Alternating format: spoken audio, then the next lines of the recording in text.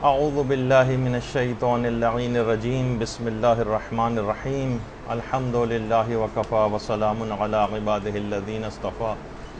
درود بھیجو.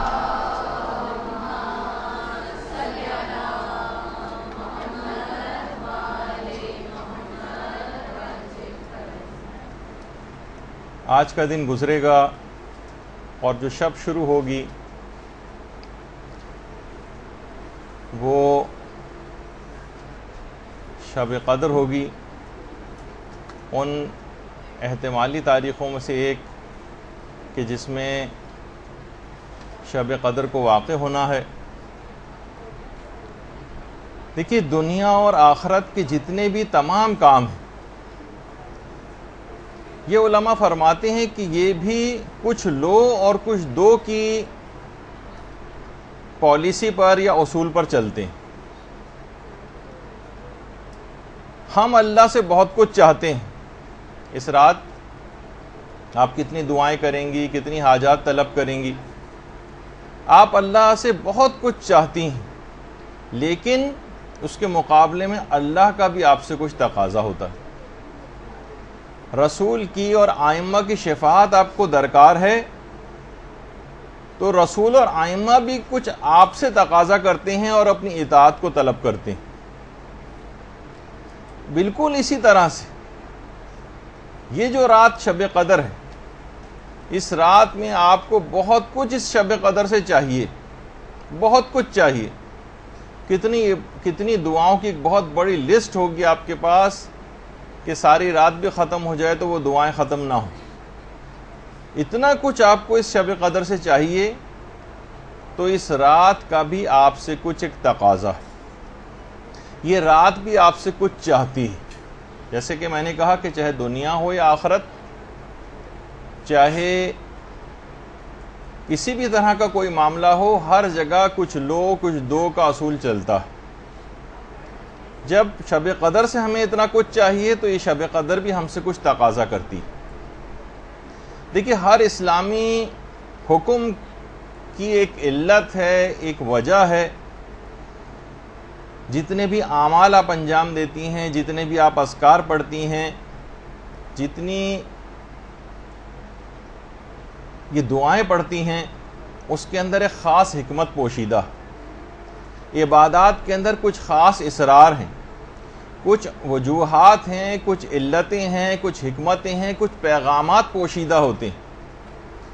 اعمال شب قدر جو آپ انجام دیں گی، جن کا بھی ہم ایک تذکرہ کریں گے، ان سب کے اندر کیا کیا پیغامات آپ کے لیے ہیں، وہ چاہتے کیا ہیں وہ اعمال، وہ آپ کے اندر کون سی تبدیلیاں دیکھنا چاہتے ہیں، اس کا آج ہم تذکرہ کریں گے کہ یہ شب قدر یہ آپ سے کیا تقاضا کر رہی ہے، اس کے اعمال جو آپ انجام دیں گی آپ سے کیا تقاضا کرتے ہیں. دیکھیے، ہر چیز کی ایک حکمت اور فلسفہ ہے نا، جو کہ ابھی ہم ڈسکس کر رہے ہیں. جیسے کہ نماز ہے، بری اور بے حیائی کی باتوں سے آپ کو روکتی. روزہ ہے، اس کا بھی ایک وجہ بتائی گئی ہے تاکہ آپ کے اندر تقوی پیدا ہو جائے.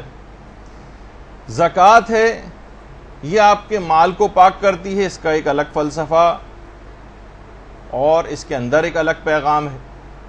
وضو جو آپ انجام دیتی ہیں، یہ آپ کی روح کو پاکیزہ کرتا ہے. وضو یہ سید حسن نصر اللہ کی جوانی کی تصویر ہے. ارادوں کے اعتبار سے تو ابھی بھی جوان ہے ماشاءاللہ، لیکن بہرحال تو وضو اس کے اندر انسان کی روح پاک ہوتی ہے.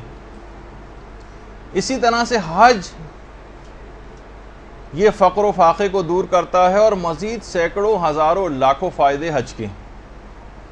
بس اسی طرح سے شب قدر کی اعمال کہ اس میں یہ رات جو کہ ہزار مہینوں سے بہتر ہے، اس کے اندر بھی کچھ ایسے ہی پیغامات موجود ہیں. اور اس شب قدر کا تقاضا یہ ہے، جو اس تمام باتوں کا ایک نچوڑ آپ کے سامنے شروع میں پیش کر دو، پھر ہم اس کو ایکسپلین کریں گے. شب قدر کے جتنے بھی اعمال ہیں، ان سب کا تقاضا یہ ہے کہ ان کو سارا سال اپنی زندگی پر محیط کر دیا جائے. یہ اس میں آپ کی تقدیر لکھی جاتی. یہ جو آپ اعمال شب قدر اس رات کو انجام دیتی ہیں، یا آپ ایک لحاظ سے آپ کو یہ دعا کرنی چاہیے کہ پروردگار یہ میں سارا سال کروں، ان پہ سارا سال کاربند رہوں، یہ میری تقدیر میں لکھ دیے جائیں۔ اب اس کی تفصیل جو ہے وہ آگے چل کر آئے گی۔ دیکھیے عبادات جو ہیں یہ کسی رسم کا نام نہیں، شب قدر کسی رسم کا نام نہیں، یہ گنتی کی کچھ عبادات کے مجموعے کا نام نہیں ہے کہ آپ نے 15 16 18 20 اعمال لکھ لیے اور اس کے بعد ٹک لگاتے چلے گئے، ایک فہرست آپ نے بنا لی۔ یہ آپ میں ایک بندگی پیدا کرنے کا جذبہ پیدا کرنا چاہتے ہیں، ایک بندگی کا۔ یہ رات آپ کے اندر ایک ایسا جذبہ پیدا کرنا چاہتی کہ پورے سال آپ کو کیا کرنا ہے، پورا سال کیسے گزارو، زندگی کا طریقہ کار کیا ہو۔ اور یہی وجہ ہے کہ پیغمبر اسلام ختمی مرتبت صلی اللہ علیہ وآلہ وسلم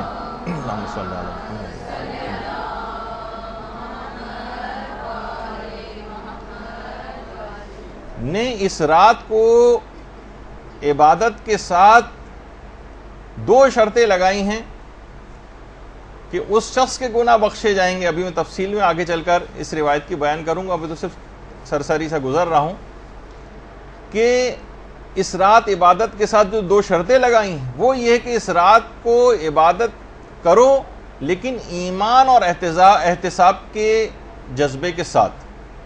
ایمان اور احتساب کا جذبہ، انہیں فقط عبادت نہیں کرنی، احتساب بھی کرنا۔ ایمان اور احتساب یہ 2 چیزیں کیوں لگائیں؟ اگر یہ کہ فقط ایک رسم ہوتی تو کہتے کہ جس طرح سے بھی بس یہ اعمال ہیں ان کو بس کر کے گزار لو، ایسے ہی ثواب تمہیں مل جائے گا۔ نہیں، اس سے مراد یہ ہے کہ آپ کی زندگی میں ایک انقلاب برپا ہو جانا چاہیے۔ اب آپ کا طریقہ زندگی اگلی صبح سے بدل جانا چاہیے، اور اگر طریقہ کار آپ کا بدلا تو آپ سمجھ لیجئے کہ شب قدر سے آپ نے فائدہ اٹھایا ہے، ورنہ یہ ان 10 20 30 اور 40 50 سال جو شب قدر ہم پہلے گزار چکے ہیں، اور ہم نے دیکھا ہے کہ اس نے ہماری روحانیت پر کوئی اثر مرتب نہیں کیا، کیونکہ ہم فقط ایک رسم کے طور پر انہیں گزارتے تھے، عبادت اور بندگی کا جذبہ پیدا نہیں کر سکے۔ اور یہ جتنی بھی پچھلی شب قدریں ان کا کوئی اثر ہم نے قبول نہیں کیا، کیونکہ یہ ہم نے محض رسم کے طور پر اس کام کو کیا۔ اگر یہ رسم نہ ہوتی تو نامہ اعمال ہمارا نیکیوں سے اتنا خالی ہم کو نظر نہ آتا جیسے کہ نظر آتا ہے، اور برائیوں کے وہ بڑے بڑے پہاڑ نامہ اعمال میں نظر نہیں آتے جو پورے سال میں ہم کو نظر آتے ہیں۔ معلوم یہ چلا کہ پچھلی شب قدریں جو ہم نے گزاری یہ ایک ایسا فیسٹیول کے طور پر تھیں، ایک ایسی رسم کے طور پر تھیں جیسے ہم 14 اگست گزارتے ہیں، جیسے ہم 23 مارچ کا دن منا لیتے ہیں، اور اسی طریقے سے بس ہم نے گزار دیا کہ وہ آیا اور وہ آ کر دن گزر گیا، وہ رات آئی اور آ کر گزر گئی۔ جبکہ اللہ کا جو رسول ہے وہ اور اہل بیت کا جو گھرانہ ہے اور معصومین اور ان کی اولادیں ہیں، اس رات کو اتنی زحمتیں اٹھا کر اس رات کو منایا کرتے تھے، اتنی زحمتیں اور مشقتیں اٹھا کر اس رات کو گزارتے تھے۔ تو خود سوچیے کہ جب ان ذوات اقدس جو ہیں ان کے ساتھ یہ معاملہ ہے تو ہم جیسے گناہگاروں کو پھر یہ رات کتنی شد و مت کے ساتھ گزارنے کا تقاضا اسلام کرے گا۔ دیکھیے اس رات کی جو ابتدا ہے وہ ایک عمل سے ہوگی جسے کہا جاتا ہے کہ یہ رات کی جو ابتدا ہے یہ جاگنے کے عمل، ساری رات آپ کو جاگنا۔ اس کی حکمت کیا ہے؟ کیوں جاگیں؟ اتنا ثواب کیوں آپ کو دیا جا رہا ہے اس رات کو کہ اگر اس رات تمام آج کی رات مکمل آپ جاگتی رہیں، ذرا سا بھی نہ سوئیں، ذرا سا بھی نہ سوئیں، اگر ساری رات جاگتی رہیں تو جیسے کہ آپ مفاتی میں بھی پڑھتی ہیں کہ اس کے تمام گناہ معاف ہو جائیں گے، خواہ آسمان کے ستاروں کے برابر ہوں، خواہ پہاڑوں کی جسامت کے برابر ہوں، اور خواہ دریاؤں کے پانی جتنے برابر ہوں۔ آج کی رات فقط جاگنے سے معاف ہو جاتی ہیں۔ ذرا زیادہ ثواب محسوس نہیں ہو رہا؟ ہم جیسے جن کا ظرفیت بہت کم ہے نا، واقعی ثواب بہت زیادہ لگتا، لیکن وہاں وہ خالق کون و مکان کہ جس کے ظرف کی کوئی حد اور انتہا نہیں، وہ دینے کو تیار بیٹھا ہوا ہے، اور ہم ایک بہت سرسری انداز سے بس ایک رسم کے طور پر شب قدر آئی اور کس طریقے سے رات گزر جائے، بس یہ جلدی جلدی ٹک لگا کے ہم اس اعمال کو انجام دے دیں، اور بس اپنی ایک لحاظ سے جان چھڑانے والا جو ہے وہ عمل اس کو سمجھیں، یہ انتہائی بدنصیبی والی بات ہے۔ اچھا، جاگنا کس انداز سے اسلام تقاضا کرتا ہے راتوں میں جاگنے کو؟ دیکھیے، یا تو علم کے لیے اور عبادت کے لیے راتوں کو جاگیے، علم اور عبادت کے لیے۔ سونا جو ہے وہ دیکھیے قبر کے لیے اٹھا رکھی،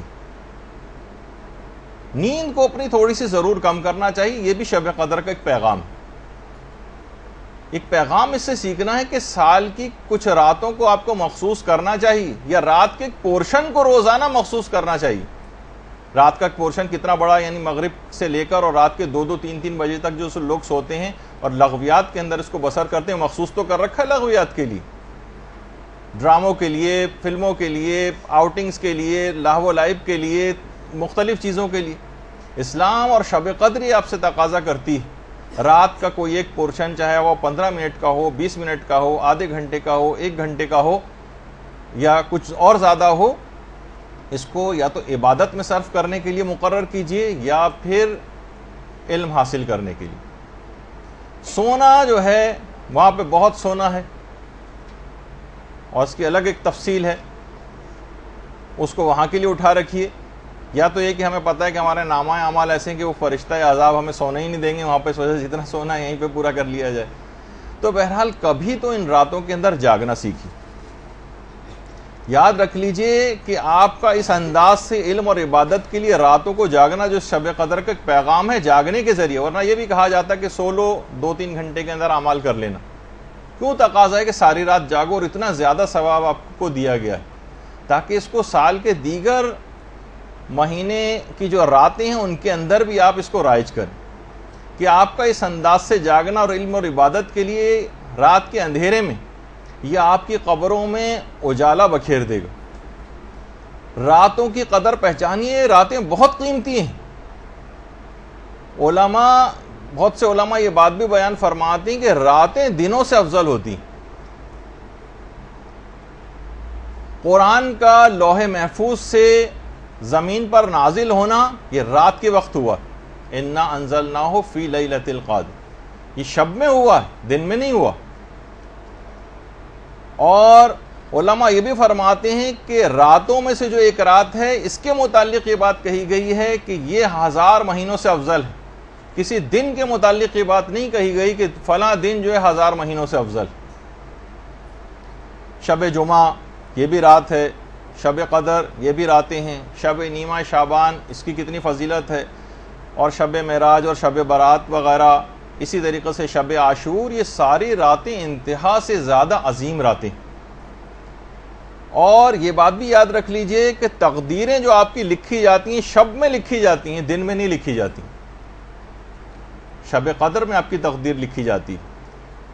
رات کو بہرحال یہ کہ سکون اور اطمینان ہوتا ہے، دن پروردگار نے مشقت کے لیے بنایا۔ اور یہ جو راتیں ہیں اس کا جو 1/3 حصہ ہے وہ اس میں اللہ اپنے بندوں سے بہت قریب ہو جاتا ہے، بہت قریب۔ اور جو بندہ بھی بستر کو چھوڑ کر عبادت کے لیے جاتا ہے، اپنے پہلوؤں کو بستر سے الگ کرتا ہے، روایات میں ہے کہ اللہ اسے بغیر کسی حساب کے جنت میں داخل کرے گا، بغیر حساب کے۔ اللہم صلی علی محمد۔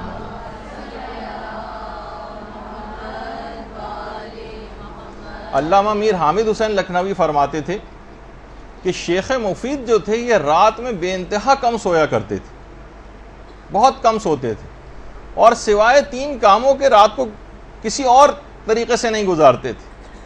3 کام، یا تو نماز میں مصروف رہتے تھے، یا مطالعے میں مصروف رہتے تھے، یا پھر تلاوت قرآن میں۔ یعنی پوری رات کو فقط ان 3 بہت کم سوتے تھے۔ ایسا نہیں کہ سونا بالکل ترک کرنا ہے، لیکن سونے کو کم کرنا ہے، اور سونے کو کم کر کے کرنا کیا ہے؟ فلمیں ڈرامے دیکھنے یا لغویات میں نہیں، بلکہ اس کے اندر آپ کو زندگی کو لگانا ہے۔ یہ وقت نکلا چلا جا رہا ہے، نکلا چلا جا رہا ہے، فرشتہ اجل جو ہے اس کی آواز پہ لبیک کہنا ہے، وہ وقت کم سے کم تر ہوتا چلا جا رہا ہے، اور ہم خواب خرگوش کے مزے لیتے رہیں۔ تو شیخ مفید کا طریقہ کار یہ تھا۔ شب قدر کا دیکھیے پیغام رات کو جاگنے کا۔ اور اسی طریقے سے علامہ محمد حسین طباطبائی کے متعلق بھی ملتا ہے کہ رمضان کی تو تمام شبوں کو، ابتدائے شب سے لے کر اور سحر تک مکمل تمام راتیں جاگ کر گزارتے تھے. رمضان کی تو تمام راتیں مکمل جاگ کر, اور اس میں بھی دعا, قرآن, نماز, تلاوت قرآن اور مختلف اذکار میں جو ہے مشغول رہتے تھے. اچھا, اتنا زیادہ اذکار میں مشغول, چاہے وہ بیٹھے ہوں, مطالعہ کر رہے ہوں, پڑھ رہے ہوں, کچھ بھی کر رہے ہوں, ہر وقت زبان کے اوپر ذکر خدا رہتا تھا. محمد حسین طباطبائی ان کے شاگرد کہتے تھے کہ چلتے پھرتے بھی مستحب نمازیں ہی پڑھتے رہتے تھے.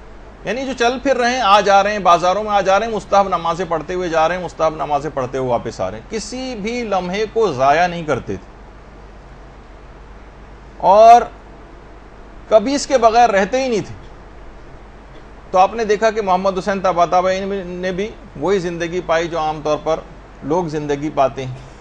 وہ کیا کیا کچھ کر کے چلے گئے, اتنی ہی زندگی ہمارے پاس بھی ہے. وہ کیا کچھ کر کے چلے گئے, ہم بغیر کچھ کیے دنیا سے جانے والے ہیں. تو بہتر ہے کہ موقع بھی بہت اچھا ہے, اپنی شب قدر کا جو پیغام ہے نیند کو کچھ کم کیجیے, کیونکہ یہ خاندان اہل بیت کی خواتین کا بھی طریقہ کار رہا.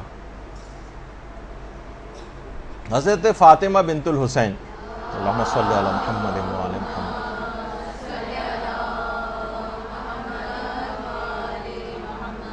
جو امام حسن کی بہو تھی, حسن مثنیٰ سے جن کی شادی ہوئی تھی, پوری رات عبادت میں قیام میں بسر کرتی تھیں اور پورے دن روزہ رکھتی تھیں, کیونکہ وہ سورج اتنے بڑے بڑے ائمہ کی صورت میں موجود ہیں کہ بہت سے جو ان سے غیر معصوم خاندان اہل بیت کے, کہ ان کی شخصیت ذرا ان کا اتنا تذکرہ نہیں ہو پاتا. اور تو یہ بہت, کیونکہ وہ راتوں کی اہمیت سے واقف تھے, اور یہی وجہ ہے کہ بحر الانوار کی جو 87 جلد ہے, اس میں کسی نے ہمارے چھٹے امام جعفر صادق علیہ السلام سے پوچھا,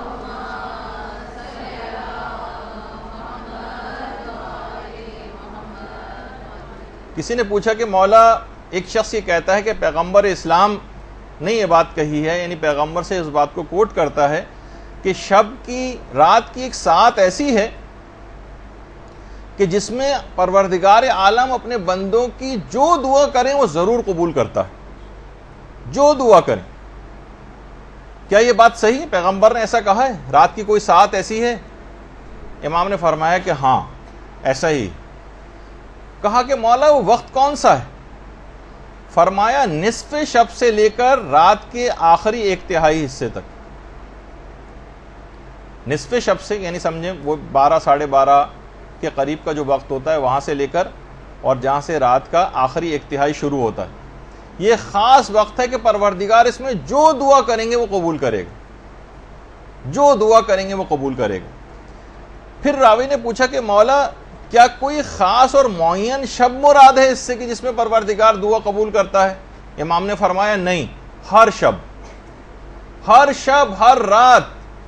ہم لوگ کتنا زیادہ بہت ساری دعائیں قبول کروانے کے لیے کتنی تگ و دو کرتے ہیں, کا خاص وقت نصف شب سے لے کر رات کا آخری 1/3 حصہ جہاں سے شروع ہوتا ہے.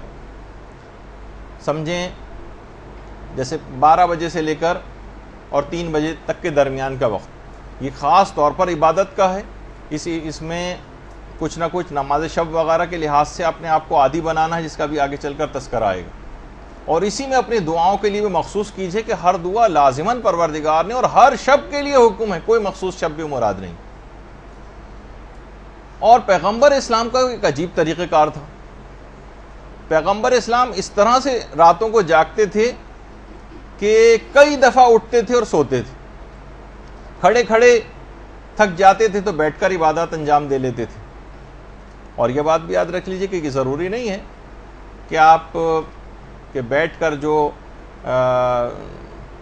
پڑھی جاتی ہیں نماز, اس میں آپ 2 رکعت, 1 رکعت کے بجائے 2 رکعت ہی پڑھنا ضروری نہیں, ایسا نہیں. تو بہرحال البتہ لیٹے لیٹے پڑھنے کی اجازت نہیں, تھک جائیں تو بیٹھ کر پڑھنے کی اجازت ہے. اور اس شب میں بھی تمام رات جاگ کر آپ کو عبادت کرنی. یہ جو آج سے شروع ہو جائیں گی آپ لوگوں کے لیے, بہت سے لوگوں کی تو کل ہو چکی ہے شب قدر کی ابتدا. تو پروردگار عالم کچھ علماء فرماتے ہیں کہ فخر و مباحت کرتا ہے کہ اے فرشتوں دیکھو, جب یہ احتمالی تاریخوں میں میری اتنی عبادت و بندگی کر رہا ہے, تو اگر میں یقینی طور پہ بتا دیتا کہ شب قدر فلاں رات ہے, تو اس کی عبادت و بندگی کا کیا حال ہوتا. یہ تو احتمالی تاریخیں بتائیں، اس میں اس کی بندگی کا اور عبادت کا یہ حال. تو ہمیں دیکھ کے پروردگار یعنی اگر اس انداز سے عبادت کریں کہ واقعی جس طرح سے ایک حق ہے اس شب کو گزارنے کا، اور اتنا زیادہ اس کا ثواب ہے کہ یہ جو 1000 مہینوں سے افضل ہے، تو علماء فرماتے ہیں کم سے کم اس رات عبادت کرنے کا اور اس رات کو جاگنے کا جو ثواب آپ کو ملے گا وہ 83 سال اور 4 مہینے کی عبادت کا ثواب آپ کو ملے گا. 83 سال 83 ایئر، سوچیے کہ پیدائش سے لے کر جب تک آدمی بوڑھا ہو جاتا ہے اور مسلسل عبادت انجام دیتا رہے، فقط ایک رات عبادت کرنے سے اتنا ثواب اور فائدہ آپ کو ملے گا. اللہم صلی علی محمد و آل محمد.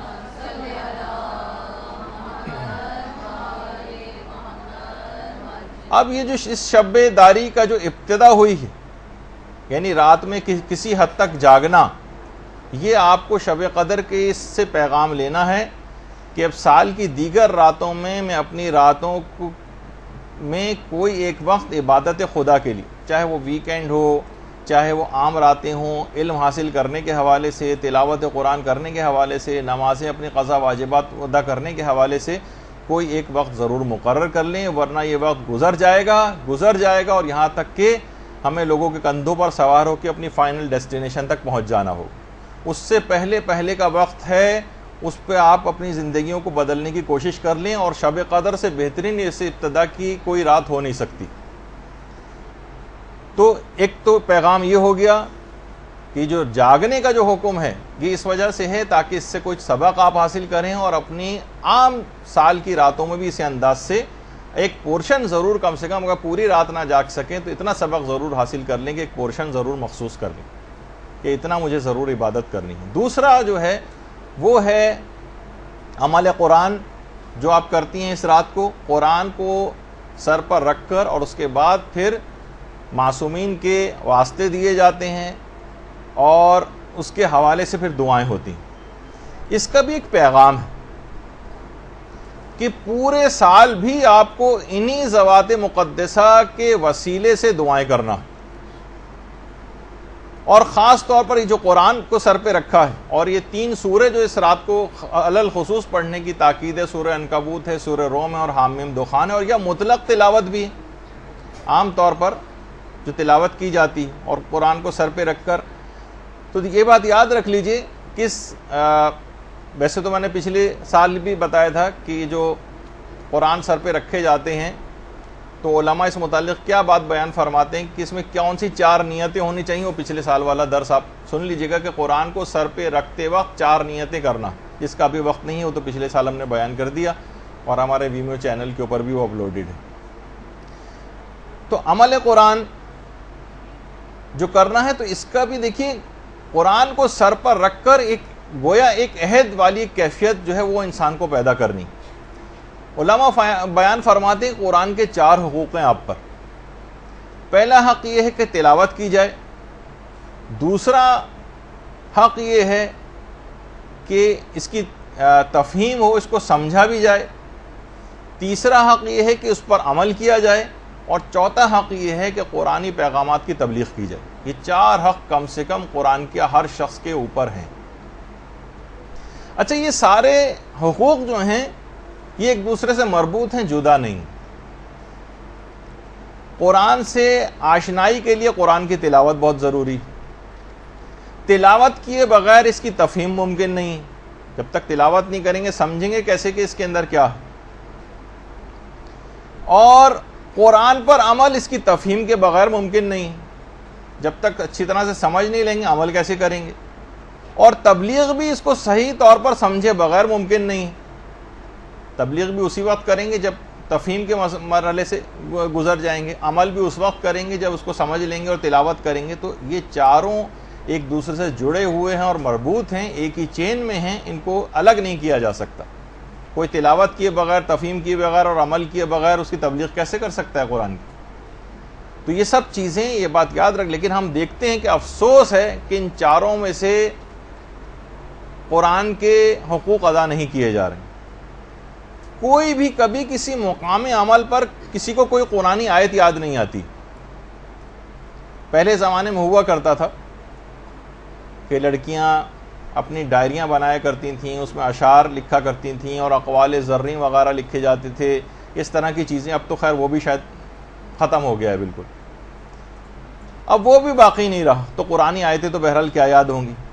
اسی طریقے سے کوئی آپس میں قرآن کے متعلق، اس کے معنوں کے متعلق، اس کے مفاہیم کے متعلق، اس کے پیغامات کے متعلق، اس کے اسرار پر گفتگو کرتا نظر نہیں آتا. ہماری جو نجی گفتگو ہوتی ہیں، بیٹھکیں ہوتی ہیں، مردوں کی ہوتی ہیں، عورتوں کی ہوتی ہیں، اس میں قرآن تو جیسے سرے سے موجود ہی نہ ہو، ایگزسٹ ہی نہیں کرتا ہے. ایک جملہ بھی قرآن کے متعلق ہمیں کبھی گفتگو میں نظر نہیں آتا. یہ کون سا حق ادا کیا جا رہا ہے قرآن کا؟ اور قرآن کو کہا جاتا ہے قرآن بالکل تنہا ہے، تنہا. یہ اپنی تنہائی کی شکایت قیامت کے روز کرے گا.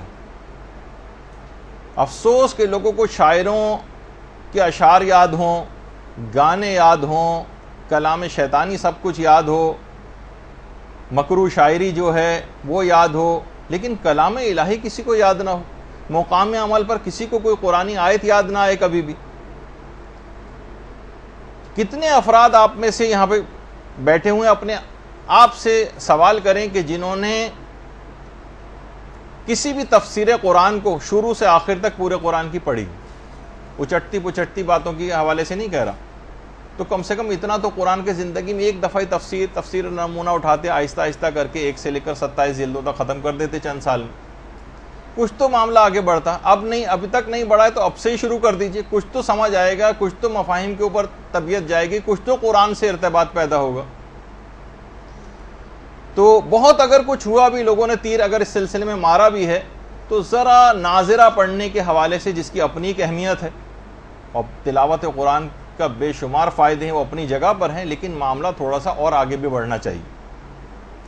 ہم نے کیا کیا کہ قرآن کو زیادہ تر اب ہم دیکھتے ہیں کہ نمائشوں کے اندر رکھا جانا شروع ہو گیا، جو ایک درجے میں مطلوب بھی. کوئی مسئلہ نہیں ہے، یعنی اس کی کوئی خدا نخواستہ مذمت بیان نہیں ہو رہی ہے، لیکن لوگ ہمیشہ بات کو ایک نیگیٹو طرف لے کر جاتے ہیں. نمائش ہو رہی، اور جناب اتنا چھوٹا قرآن اس کو نمائش کے لیے پیش کیا جا رہا ہے، اور جناب اتنا بڑا قرآن سب لوگ اس کو دیکھنے کے لیے جا رہے ہیں، اور اتنا بڑا قرآن اور اس سے بھی بڑا قرآن. تو اب یہ سب کیا چیزیں ہیں؟ یا مثلا قرآن کو انڈے پہ لکھا جا رہا ہے، اس کو سب لوگ دیکھنے کے لیے جا رہے ہیں.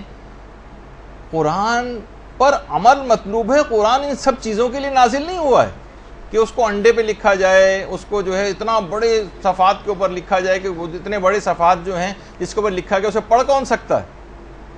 وہ تو صرف رکھا رہے گا خالی، اور ایک ڈسپلے کے لیے آپ نے کیا قرآن کو ایک ڈسپلے کے لیے اس طرح ہم نے ریک کے اوپر ایک رکھا ہوتا ہے جس پہ CD لگا کے اس کو اکثر اتارنے کی ضرورت پیش آتی ہے، پھر گرد ورد جھاڑی جاتی ہے معاذ اللہ اس پہ. قرآن اس کام کے لیے نہیں تھا. قرآن مردوں کے لیے تو فائدہ مند ہے ہی. وہ تو وہابیوں اور ایسے افراد کا نظریہ ہے کہ جو کہتے ہیں کہ نہیں اس کا کوئی اور فائدہ نہیں ہے، لیکن یہ زندوں کے قلوب کے لیے بھی شفا کا باعث. یہ مردہ دلوں کو زندہ کرنے والا ہے. یہ فقط مردوں کو پڑھنے کے لیے نہیں ہے کہ کوئی مرحوم ہو جائے تو ہم جو ہے صرف اس پہ قرآن پڑھنا شروع کر دیں. بلکہ جب علامہ طالب جوہری صاحب قبلہ یہاں پر تشریف لائے تھے مدرسے، شاید غالباً پچھلے ہی سال تھا یا اس سے اور پہلا، تو انہوں نے نیچے بیٹھے ہوئے گفتگو ہم لوگوں سے کر رہے تھے، تو اس میں ایک بات انہوں نے بہت اچھی کہی تھی کہ قرآن کو اتنا پڑھنا چاہیے، اتنا پڑھنا چاہیے، اتنا پڑھنا چاہیے کہ یہ گھس جائے، اس کے صفحات ڈھیلے پڑ جائیں، یہ بوسیدہ ہو جائے. تو کیا ہوا؟ آپ نیا خرید کر لے آئیں. جس طرح قرآن بوسیدہ ہو جاتا ہے، پرانے بزرگوں کا ہو جاتا ہے، اس کو آپ ٹھنڈا کرتے ہیں، اس کو بھی آپ ٹھنڈا کرتے ہیں. اور نیا قرآن، تو قرآن پر اتنا پڑھنا ہے، اتنا پڑھنا ہے، اتنا پڑھنا ہے کہ قرآن کو پڑھ پڑھ کے آپ خستگی اس کے اندر آ جائے. اب بالکل ایسا قرآن کہ جناب نسلیں گزرتی چلی جا رہی ہیں اور ذرا سا نشان کہیں نظر نہیں آتا کہ اس نے آج تک کبھی کسی نے اس کو اٹھا کے پڑھا. تو دیکھیے قرآن اسی شب قدر میں نازل ہوا. شب قدر کا تقاضا یہ ہے، یہ آپ سے تقاضا کر رہی ہے کہ تعلیمات اور پیغامات قرآن کو آپ دوسروں تک بھی پہنچائیں. جو خود درس اخلاق اس قرآن سے دے سکتی ہوں، اتنی حاصل کر لیں صلاحیت کو، وہ خود اس کام کو کریں. بچوں کو پڑھا سکتی ہیں، 3-4 بچوں کو جمع کر لیں، محلے کے بچوں کو جمع کر لیں، اپنے رشتہ دار بچوں کو جمع کر لیں. قرآن کا کوئی حق تو ادا کریں. یہ نہیں کر سکتی تو مثلا عام عورتوں کو آپ جمع کر لیں، زیادہ بڑے پیمانے پر نہیں کر سکتی، چھوٹے پیمانے پر اس کام کو کر لیں، اس سے اخلاقیات کے درس کروائیں۔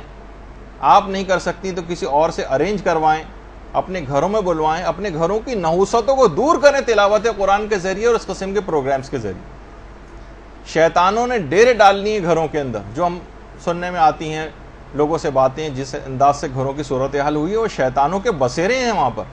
تلاوت قرآن کے ذریعے، اس کی تلاوت کے ذریعے اور قرآن کے پیغامات کے ذریعے وہاں سے ان کو بھگائیں۔ بہت سارے وہ افراد کے جو کہ بزرگ ہو گئے، وہ یہ نہ سوچیں کہ ہم نے تو قرآن نہیں پڑھا اب ہم کیسے پڑھیں، نہیں، بزرگ بھی اپنے لیے ٹیوشن لگوائیں، سال 2 سال کے اندر ان کا بھی انشاءاللہ قرآن ختم ہو جائے گا کہ اس دنیا سے قرآن کی جو تلاوت کا جو حق ہے صحیح طور پر پڑھنے کا، کم سے کم ایک مرتبہ تو تلاوت قرآن کر کے جائیں، ورنہ قبر میں جا کر جو حسرت ہوگی اس کا پھر اس وقت کوئی مداوع نہیں ہوگا۔ اسی طریقے سے بوڑھے افراد ہیں، محلے والے ہیں، کوئی بچے ہیں، یہ ضروری نہیں کہ آپ بہت گلیمرس ایک وہ چاہیں کہ پورا ایک ادارہ ہو، انسٹیٹیوٹ ہو اور اے سی لگے ہوں تب بھی میں وہاں جا کے کوئی خدمت انجام دوں گا۔ اپنے گھر سے ابتدا کریں، اس کو حقارت سے نہیں کہ جو قرآنی تعلیمات ہیں یا قرآن کو پڑھانا عام طور پہ اس کو ایک معاذ اللہ معاشرے میں دیکھنے میں آتا ہے کہ ایک حقیر سا کام سمجھا جاتا ہے کہ مولوی صاحب آئیں گے اور جو ہے وہ بہت مختصر سے ان کو پیسے دیے جائیں گے اور وہ آ کر پڑھا کر چلے جائیں گے، کوئی سائیکل پہ آ رہے ہیں، کوئی کسی طریقے سے آ رہے ہیں، جو کہ عام طور پہ کانسیپٹ ہے۔ کتنی بڑی خدمت کو کوئی انجام دینے آ رہا ہے آپ کو بچے کو سکھانے کے لیے کس طریقے سے ائمہ کا طریقہ کار ہوا کرتا تھا، کیسا موتیوں سے منہ بھر دیا کرتے تھے، کیونکہ اہمیت سے واقف تھے۔ اسی طریقے سے قرآن کی تفسیر کے جو کوئی خاتون معلمہ آپ کو مل سکتی ہوں، کوئی سینئر مل سکتی ہوں، آپ خود نہیں دے سکتی تھی، کسی کو ارینج کروا سکتی ہوں، آپ بلوائیے، کسی عالم کو بلوائیے، یہ تو خیر مرجع لیول کے چھوٹے عالموں کو بلوائیے کہ جو قرآن کے سلسلے میں، تاکہ کسی طور پر قرآن کا حق ادا ہو سکے۔ وہ 3 چیزیں تو آپ کو گھر پہ عمل کرنا، اور تبلیغ والا جو ہے یا تو خود آگے بڑھ کے اتنا علم حاصل کر لیں کہ اس کے اوپر کچھ تبلیغ اس کی کروا سکیں، یا یہ کہ کسی عالم کو بلوائیں۔ اپنی پوری زندگی قرآن کی کوئی خدمت تو کر جائیں۔ کیا قرآن کی کوئی خدمت کیے بغیر ہم مرنا چاہتے ہیں؟ کیا ہم یہ چاہتے ہیں کہ قرآن کل ہماری شکایت کرے؟ دیکھیں امام خمینی تک اپنے بہت سے جلسوں کے اندر طالب علموں کو، بچوں کو کھڑا کر کے تلاوت قرآن سنا کرتے تھے۔ بہت اہمیت کے متعلق معلومات تھیں، تو تاکہ کل یہ آپ کی شکایت نہ کرے۔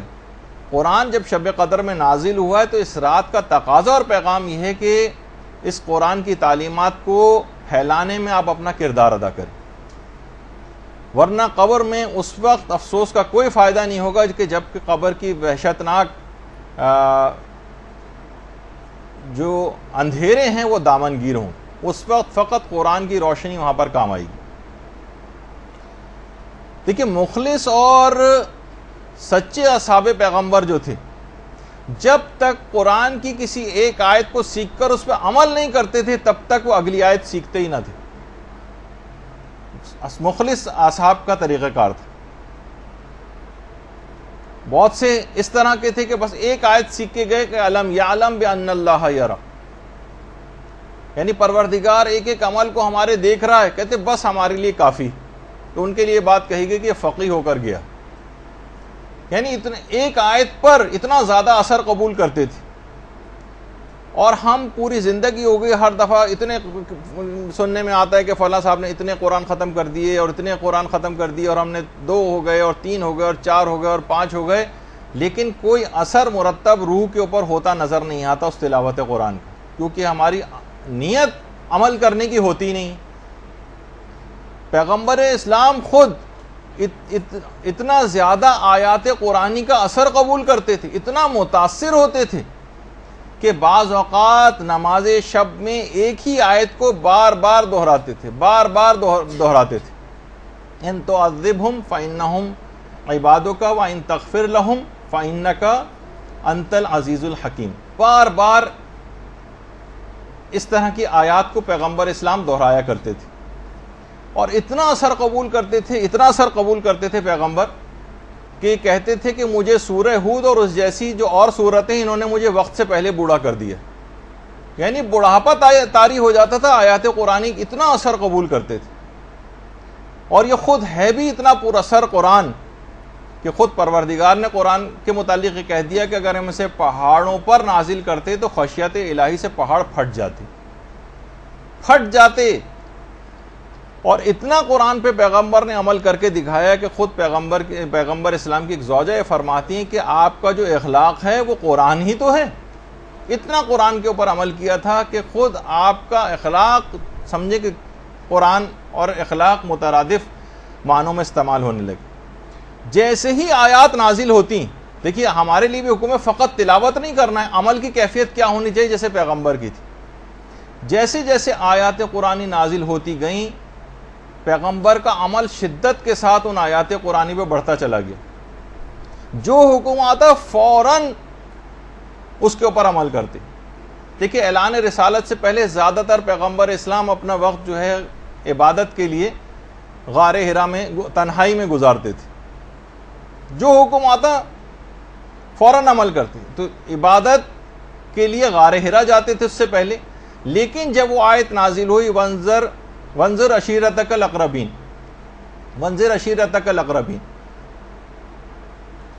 کہ اب تبلیغ کا کام شروع کرو، اب لوگوں کو ڈراؤ. اس کے بعد پیغمبر نے ساری زندگی مکمل طور پر غار حرا کو ایک لحاظ سے ترک کر دیا اور مسلسل دعوت و تبلیغ کے اندر مشغول رہے،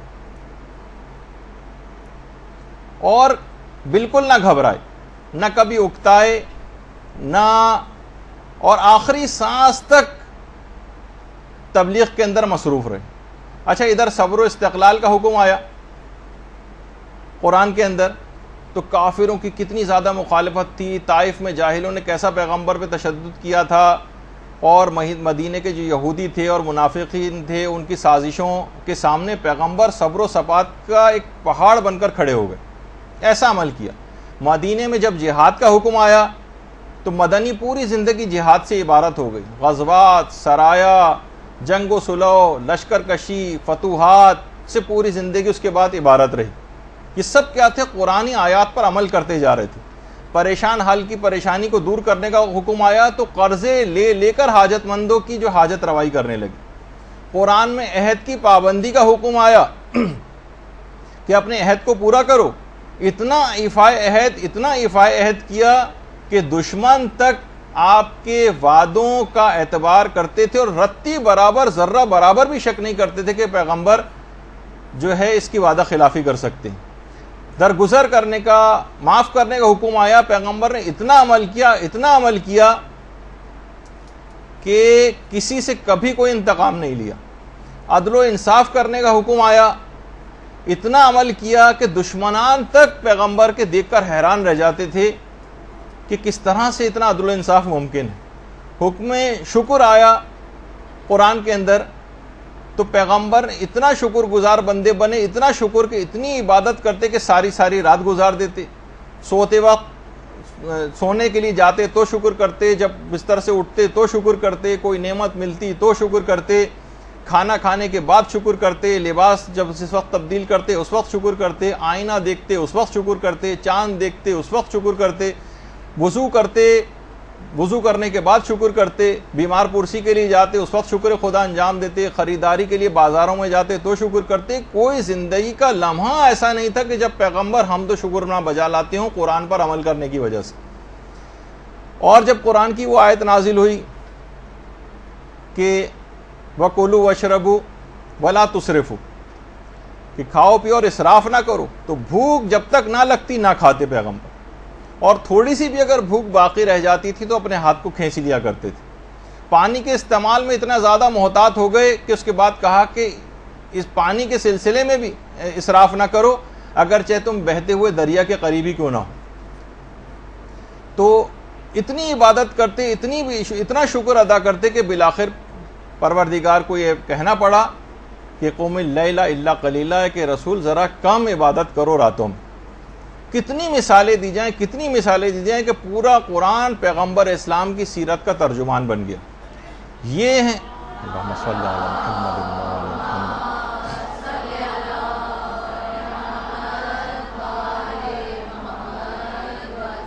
یہ ہیں حقوق قرآن کے، ایسا ہوتا ہے ان کے اوپر عمل اور ایسی ہوتی ہے ان کی تبلیغ۔ اتنا عمل کہ اس کے بعد پھر پیغمبر اسلام کے لیے پروردگار کو کہنا پڑا کہ ان اللہ و ملائکتہ یصلون علی النبی یا ایھا الذین آمنوا صلوا علیہ وسلموا تسلیما۔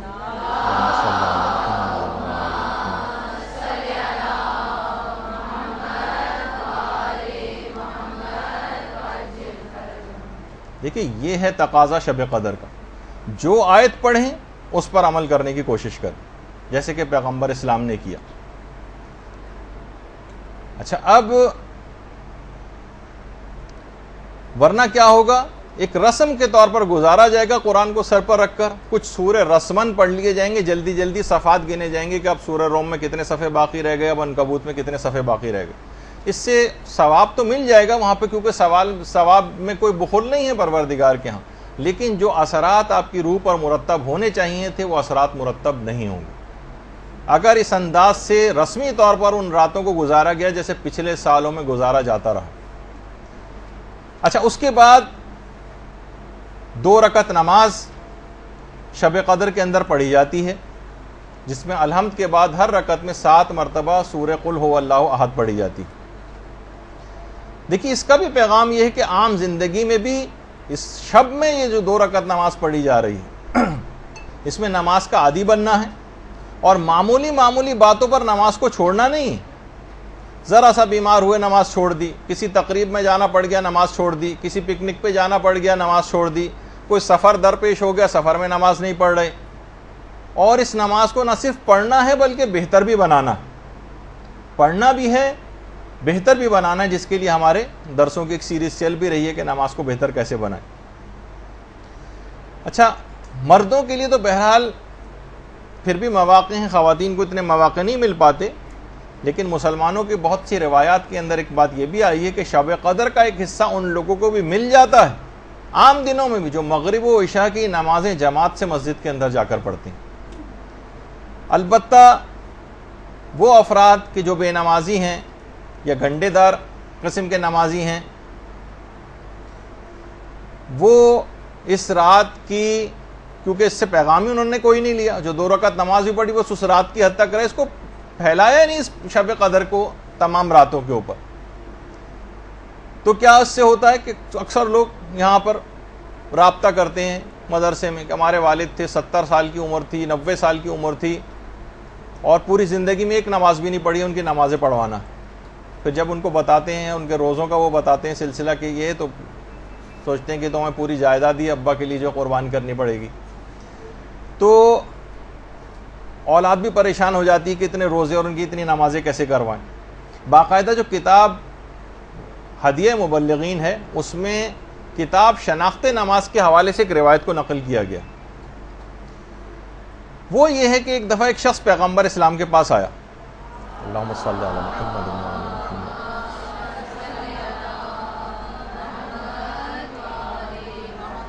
کہنے لگا یا رسول اللہ میں بہت مالدار شخص تھا، اب میں بالکل فقیر ہو گیا ہوں۔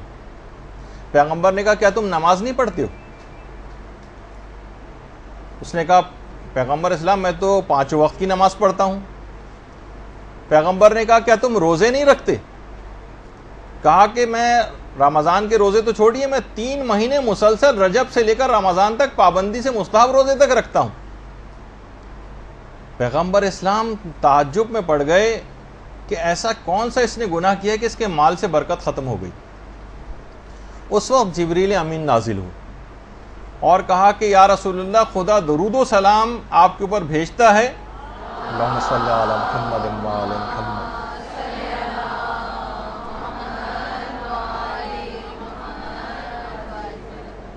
آپ اس بندے سے کہہ دیں کہ اس کا جو باغ ہے اس باغ کے اندر ایک گھونسلہ ہے چڑیا کا، اس گھونسلے میں ایک بے نمازی کی ہڈی کا ایک ٹکڑا موجود ہے جس کی نحوست کی وجہ سے تمہارے مال میں بالکل برکت ختم ہو گئی اور تم مفلس و نادار ہو گئے۔ پیغمبر اسلام نے اس شخص کو یہ بات بتائی، وہ شخص اپنے باغ میں گیا، اور وہ عام طور پہ ہوتا ہے نا جانور کوئی نہ کوئی ٹکڑا اٹھا کر لے آتے ہیں کسی ہڈی کا، وہ اس نے گھونسلے میں سے نکال کر کسی دور جگہ پھینک کر آیا, اس کے اثرات بد دور ہوئے اور دوبارہ مال کے اندر اس کے برکت آنی شروع ہوئی. تو آپ خود سوچیں کہ بے نمازی کی ہڈی کا ایک چھوٹا سا ٹکڑا وہ اتنا زیادہ نحوست رکھتا ہے, تو ایک مجسم بے نمازی آپ کے اطراف میں موجود ہوں, مجسم بے نمازی آپ کے گھروں کے اندر آپ کے ساتھ رہتے ہوں, تو وہ گھر کتنی بلاؤں, تکلیفوں, مشکلات, پریشانیوں اور فقر و فاقے کا شکار ہوگا, جو لوگ آج ہر وقت اس کا ذکر کرتے رہتے ہیں. اور بے نمازی سے مراد یہ نہیں کہ جو شروع سے آخر تک ایک نماز بھی نہ پڑھتا ہو, جو گنڈے دار ٹائپ کے نمازی ہوتے ہیں, کبھی پڑھ لی کبھی نہیں پڑھی, کہ فلاں نماز فجر کی روزانہ قضا ہو گئی, ساری نمازوں قضا کر کے کبھی ایک ساتھ پڑھ لیا, ان کے بھی اثرات نحوست اسی انداز کے ہوتے ہیں. تو اگر آپ نے خود اپنے آپ کو نمازیں ٹھیک بھی کر رہی, لوگ بڑے پریشان ہوتے ہیں, جیسے اس نے آ کر کے میں 3 مہینے کے مستحب روزے بھی رکھتا ہوں, تمام نمازیں بھی پابندی کے ساتھ پڑھتا ہوں, کوئی واجبات اپنا چھوڑتا نہیں ہوں, پھر بھی میں مفلس ہوتا جا رہا ہوں. اس وجہ سے کہ آپ تبلیغ نہیں کر رہے ہیں اپنے اطراف والے لوگوں پر. وہ اگر ویسے ہی خراب رہے اور آپ ذاتی طور پر اپنے عمل کو اچھا کرتے چلے گئے, تو لا محالہ ان کے اثرات آپ تک پہنچیں گے, اور یہی بے برکتی اور نقصان کا سبب آپ بنیں گے. جیسے کوئی بہت بدبودار چیز کمرے, آپ لاکھ خوشبو لگا کے بیٹھے رہیں اور کوئی سڑی ہوئی مچھلی کمرے میں لا کے رکھ دیں, تو اس کے اثرات آپ تک پہنچیں گے. آپ فقط اپنے لباس پر خوشبو سے اس گندے اور برے اور بدبودار چیز کے اثرات کو دور نہیں کر سکتے. تو بہت ضرورت اس بات کی, جب ہی ہم بار بار اس بات کو کہتے ہیں کہ تبلیغات کے اندر آپ اپنے آپ کو بھی, اگر آپ کو ٹھیک کرنا ہے اپنے حال کو بھی, تب بھی آپ کو تبلیغ کرنا پڑے گی, ورنہ دوسرے جو خراب ہوتے چلے جائیں گے آپ کے تبلیغ نہ کرنے کے نتیجے میں, اس سے آپ بھی متاثر ہوئے بغیر نہیں رہ سکتی. اور تو اس نماز کا ایک حق ہے شب قدر میں, اس کی تبلیغ کریں, لوگ اس کو پڑھنا شروع کریں, اور مسائل فقہ کے تحت صحیح طور پر نماز پڑھنا شروع کریں, اور نماز کو بہتر سے بہتر بنانے کے لیے اب اقدامات شروع کریں, اور اس شب میں اس کا حق ادا کرنے کی آپ نیت کریں, اور پھر پورا سال اس سلسلے میں کام بھی کریں. اور اگر کوئی شخص فقط پوری زندگی بھی اس نماز کے موضوع کی تبلیغ پہ لگا دے, تو اس نے ایک بہت بڑا کارنامہ جو ہے وہ انجام دے دیا. دیکھیے, اس 2 رکعت نماز شب قدر جو آپ پڑھیں گی, اور اس کے ساتھ ساتھ آپ کو نماز شب بھی پڑھنا ہے اسی رات کو, یہ بھی نماز کی کنٹینیوشن ایک ہی رات میں جو آپ کو نمازیں پڑھنی ہیں. اس میں ایک تو نماز واجب نماز ہے جو آپ کو مغرب عشاء کی پڑھنی ہے, اس کے بعد یہ 2 رکعت نماز شب قدر ہے, اور اسی رات آپ کو نماز شب کا پابندی کی بھی نیت کرنی. اس سے بہتر کون سی رات آئے گی جب آپ اس بات کا عہد کریں گی کہ اب مجھ سے نماز شب نہیں چھوٹنی چاہیے. جو بالکل مبتدی ہیں, جب تک بالکل نہیں پڑھتے ہیں, میں ریکمینڈ کروں گا کہ وہ 1 مہینے تک فقط 1 رکعت نماز شب سے ابتدا کریں. جب وہ مکمل پابندی کے ساتھ کم سے کم 1 مہینے تک 1 رکعت پڑھ لیں گی, تو پھر وہ 3 رکعت پہ چلی جائیں, پھر 3 مہینے تک 3 رکعت پڑھتی رہیں, اور اس کے بعد جب 3 مہینے تک عادی ہو جائے تو پھر آرام سے 8 رکعتیں اور 11 رکعتوں تک بھی جانا کوئی مسئلہ نہیں ہوگا. چلتے پھرتے بھی پڑھی جا سکتی ہیں, الحمد کے اوپر اکتفا بھی کیا جا سکتا ہے, تمام مستحبات بھی نکالے جا سکتے ہیں. چند منٹ کی یہ نماز, لیکن اس کا آپ کو عادی بننا پڑے گا. اور نماز شب کے متعلق یہ بات کہی جاتی ہے کہ یہ معنی گناہان آئندہ ہے اور کفارہ گناہان گزشتہ ہے. گزشتہ گناہوں کا کفارہ ہے اور آئندہ گناہوں سے بچانے والی چیز ہے.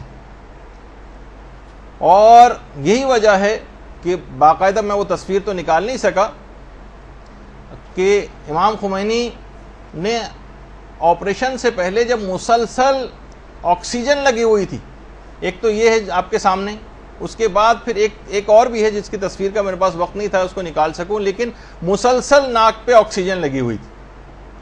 اسی حالت میں امام خمینی نے اپنی واجب نمازیں, ظہر عصر کی نماز اس میں پڑھی تھی آپریشن سے پہلے, حتیٰ اسی آکسیجن لگی حالت میں نماز شب بھی ادا کی تھی. ورنہ جو اتنا کریٹیکلی ال پیشنٹ ہو اور بالکل ایکسپائر ہونے والا ہو, اور اس کی جو صورتحال اس وقت ہوتی ہے کہ اس میں اپنے آپ کا اس کو ہوش نہیں ہوتا, اس میں بھی مستحب نمازیں حتیٰ کہ پوری 11 رکعت نماز شب آکسیجن لگے انہوں نے انجام دی. اللہم صلی علی محمد.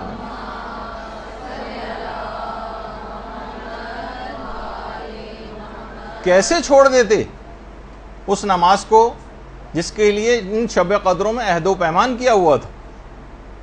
صاحب ارادہ تھے, ہماری طرح تو نہیں تھے کہ ذرا سی ہاتھ کے اوپر اگر ڈرپ لگ جائے تو ہم اس کو چھوڑ دیتے ہیں. امام خمینی کی حد تک تو ہے ہی بات, لیکن آیت اللہ آیت اللہ یہ بھی کچھ عرصے پہلے ان کی بھی تصاویر وغیرہ اس انداز سے آئیں گی. ظاہر ہے کہ علماء, امام خمینی کی تو ایک الگ ہی شخصیت تھی کہ ان کو ایک ایک چیز فلم بنائی جا رہی تھی ان کی, تاکہ ان کی شخصیت ایک رہبر کبیر ہونے کے حوالے سے تھی. لیکن دیگر ہمارے مراجع وہ بھی اسی طرح سے عمل کرتے ہیں, تمام مستحبات کے ساتھ عمل ہوتا ہے کہ کس طریقے سے نمازی ہیں, اور کا بھی یہی طریقہ کار ہے. اور خود آپ دیکھیں کہ واقعی شب قدروں میں یہ جو اعمال ہیں اور جو نمازیں بھی ہیں, یہ خود یہ جو قوم آپ کے سامنے جو تمام ظالموں سے اکیلی اور تنہا مقابلہ کر رہی ہے, وہ کس طرح سے ان کے اندر یہ کیفیت پیدا ہوئی.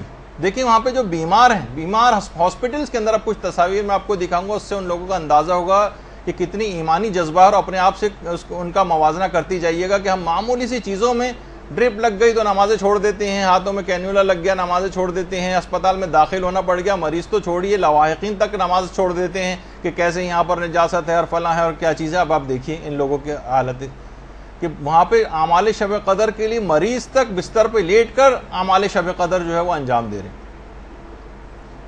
جو لواحقین ان کے ساتھ بیٹھے ہوں, بجائے کہ فضولیات وقت ضائع کرنے کے, ٹی وی دیکھنے کے, وہ اس کے اندر مشغول ہیں. آپ خود سوچیں کہ ایمانی یعنی کسی بھی جگہ ہونا معنی نہیں ان کے لیے ہوتا ہے کہ وہ جو ہے اس رات کو عبادت جو ہے وہ انجام نہ دیں. حتیٰ کہ جو اتنے قریب المرگ ہیں ان تک کو جو ہے عمل قرآن وغیرہ کروایا جا رہا ہے, اہمیت سے آگاہ ہیں. اور خود پیرامیڈیکل اسٹاف اور ڈاکٹر حضرات بھی بیٹھ کے کرتے ہیں اعمال اسی طریقے سے. یا جو جہاز میں ہیں اور شب قدر گزارنی پڑ رہی ہے تو باقاعدہ ایک کونے میں بیٹھ کے لوگ باقاعدہ اپنے اعمال شب قدر تک انجام جو ہے وہ دیتے ہیں.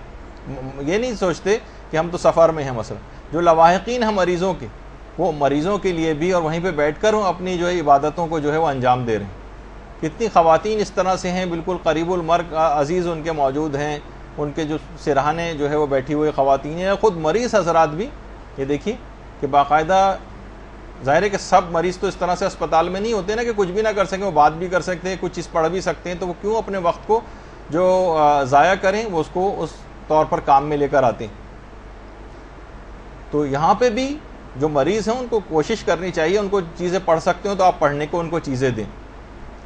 اور جو لواحقین ہیں وہ بھی وہیں بیٹھ کر مریض کی صحت یابی کی, حتیٰ کہ جو بالکل مرض موت میں بس اب انتقال ہوا کہ تب انتقال ہو, ان کو بھی عمل قرآن وغیرہ وہاں پر کروائے جاتے ہیں اور ان کی طرف سے لوگ جو ہے وہ کرتے ہیں. اور ہمارے ہاں ہمیں بالکل برخلاف, ہمیں ایک جگہ بھی کہیں ایسا نظر نہیں آتا. آپ سروے کر کے دیکھ لیجیے شب قدروں میں کسی بھی اسپتال میں جا کے کیا ہوتا. مریض خود اپنے بستروں میں بیٹھ کر وہ جو کھانے کی جو ایک ٹیبل ہوتی ہے اس پہ رکھ کر قبلہ رخ ہو کر, اگر قبلہ جو ہے وہ بالکل ان کی پشت کی طرف ہے بیڈ کی, تو وہ پورا مڑ کر اور کوشش کرتے ہیں کہ ہم ان اعمال کو اس رات کے اندر جو ہے انجام دیں. جو ریسیپشنسٹ ہوتے ہیں, جو کچھ ہوتے ہیں, وہیں پہ بیٹھ کر جتنا ممکن ہو ان کے لیے دعائیں وغیرہ پڑھنا, وہ دعائیں پڑھتے ہیں. بہت سی خواتین اس طرح انداز کی ہیں اور بہت سے مریض کے آکسیجن لگی ہوئی ہے, لیکن پھر بھی اس رات کو بہترین طریقے سے گزارنے والا ایک عمل جو ہے وہ انجام دیا جاتا ہے. بس آپ کو دکھانے کے حوالے تک ایک تشویق ہو, ایک ترغیب ہو, اور معنی نہ سمجھا جائے. مریضوں کو بھی یہ تمام چیزیں وہاں پر مہیا کریں, جو کر سکتے ہیں وہ خود کریں, ورنہ ان کے لواحقین اس کو انجام دیں. اچھا, اب باقاعدہ بہت سی کتابوں کے اندر ایک مرد صالح کا خواب جو ہے وہ نقل کیا گیا, جو بغیر نماز شب پڑھے سو گیا تھا. ہاتف غیبی کی آواز اس کو کان میں آئی کہ خدا کے بندے سو رہے ہیں جبکہ خدا ان کے درمیان بہشت رضوان تقسیم کر رہا ہے. یہ جو رات کا وقت ہے یہ بہشت کے تقسیم ہو, جنت کے تقسیم ہونے کا وقت ہے, جو پروردگار اپنے بندوں کو تقسیم کرتا. وہ اس نے سنا خواب میں, ہاتف غیبی یہ کہہ رہا ہے کہ خدا کے بندے اس وقت سو رہے ہیں جب خدا ان کے درمیان جنت رضوان تقسیم کر رہا ہے. لوگوں, جنت کے بارے میں قناعت نہ کرو, خدا کسی کی جنت کے درجات میں ہرگز اس وقت تک اضافہ نہیں کرے گا جب تک کہ وہ رات کی نیند کو کم نہیں کرے گا. جنت کے درجات میں ہرگز اضافہ نہیں ہوگا جب تک کہ رات کی نیند کم نہیں ہوگی. اچھا, کم نیند جو ہے وہ ٹی وی دیکھ کر نہیں کم کرنی ہے, فضول تقریبات میں جا کر کم نہیں کرنی ہے، بلکہ علم میں، عبادت میں، اذکار میں، دعاؤں میں اور نماز میں مشغول ہو کر کم کرنی۔ باقاعدہ فرشتے ہنستے ہیں نا، وہ جو کتنی دفعہ سر وسیم امام بھی آپ کو روایت سنا چکے کہ 3 موقعوں پہ فرشتے ہنستے ہیں، 3 موقعوں پہ روتے ہیں۔ ان میں جو ہنسنے کا موقع ہے ان میں سے ایک موقع یہ ہے کہ جو دن بھر فضولیات کے اندر مشغول رہے اور عشاء کے بعد پھر فضولیات میں دوبارہ مشغول ہو جائے، پھر ٹی وی کے سامنے آ کر بیٹھ جائے، پھر فلمیں دیکھنے لگے، پھر ڈرامے دیکھنے لگے، تو فرشتے ہنستے ہیں کہ اس بندے کا دل ابھی تک لغویات سے بھرا نہیں ہے کہ رات کو عشاء کے بعد پھر حرام اور مشکوک چیزوں کو دیکھنے میں مصروف ہو گیا ہے۔ تو بہرحال یہ پھر لغویات کے اندر جو ہے وہ مشغول ہو گیا۔ تو ایک بہت بڑی اور اہم اس کی وجہ یہ ہے کہ ہم سے جو عبادتیں نہیں ہو پاتی۔ دیکھیے ایک بات اس کا آج بھی اس میں بہت ہمیشہ سے ہمارے ہر درس میں اس کا کوئی نہ کوئی تذکرہ آ جاتا ہے کہ آخر اس کے باوجود اتنی اہمیت آپ سن رہی ہیں، لیکن اس کے باوجود بھی اٹھ کر جائیں گی تو کتنی کم عامل ہو پائیں گی اس پہ، یہ جو سننے والے ہیں۔ اس کی ایک وجہ کیا ہے؟ وجہ حرام اور مشکوک کمائیاں، خمس اور دیگر حقوق ایسے مالی واجبات ہیں کہ جو کہ ادا نہیں ہوئے، اور اس وجہ سے وہ ہمیں نماز شب پڑھنے ہی نہیں دیتے۔ آیت اللہ شیخ قدوسی کہہ رہے ہیں کہ نیہاوند ایک علاقہ ہے، وہاں کے ایک مومن نے ایک دفعہ کھانے کی مجھے دعوت دی۔ میں کھانا کھانے کے لیے گیا، لیکن کھانا کھانے کے بعد ایک ایسا خمار دماغ پہ میرے سوار ہوا کہ مجھے نیند آ گئی۔ نماز شب تو کیا ملتی، نماز فجر بھی قضا ہو گئی۔ آیت اللہ شیخ قدوسی نے بیان کیا۔ اچھا، کیونکہ روحانی طور پہ بہت بلند عالم دین تھے، کہہ رہے میں متوجہ ہوا، یعنی کشف جو چیزیں ہوتی، تو معلوم یہ چلا کہ اس کی جو کمائی اور ارننگ ہے اس میں اشکال، مشکوک کمائی کی بنا پر میری جو ہے نماز، اتنے بڑے عارف کی بھی جو نماز شب جو قضا ہوئی، حتیٰ کہ نماز فجر تک قضا ہو گئی، اور جبکہ اپنا ذاتی مال بھی نہیں تھا، کسی اور کا مشکوک مال تھا جو ان کے جسم میں چلا گیا تھا، تو کتنے اثرات اس نے رکھے۔ تو یہ سب چیزیں بہت آپس میں ملتی جلتی چیزیں۔ اور اصفہان کے جو ایک مبلغ تھے حجت الاسلام سید محمد حسین مدرس، انہوں نے بھی ایک واقعہ نقل کیا کہ وہاں کے طلباء نے ایک دفعہ جشن منعقد کیا تھا عید زہرا کے سلسلے میں، اور آخوند ملا کاشی بہت بڑے عارف اور عالم اس زمانے میں تھے، ان کو بلایا۔ اچھا، آخوند کاشی کے متعلق یہ بات بتا دوں کہ آخوند کاشی وہ تھے کہ جو اپنی ہر مستحب نماز تک کے قنوت میں دعائے ابو حمزہ سمالی پڑھتے تھے۔ آخوند کاشی، اللہم صلی اللہ علیہ وسلم۔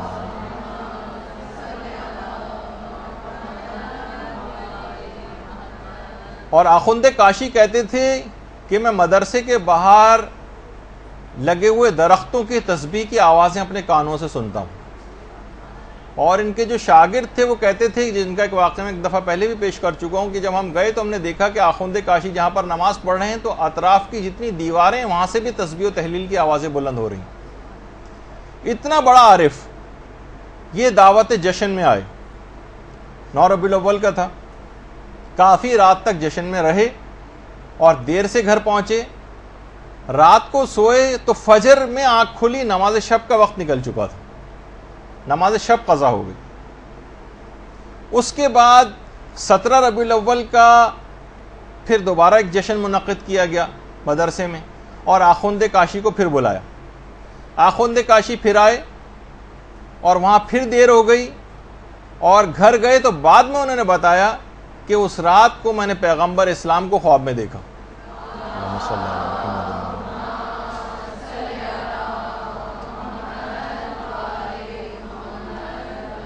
اس سے پہلے عید زہرا والے پروگرام میں گئے تھے، جب نماز قضا ہوئی تھی، اب تو نماز قضا نہیں ہوئی، سو ہی رہے تھے کہ پیغمبر خواب میں آ گئے اور کہا کہ اس سے پہلے میں نے اپنی بیٹی فاطمہ کی خوشنودی قلب کے لیے تمہاری اس رات نماز شب نہ پڑھنے کے عمل کو معاف کر دیا تھا، آج پھر سو رہے ہو، اٹھو اور نماز شب پڑھو۔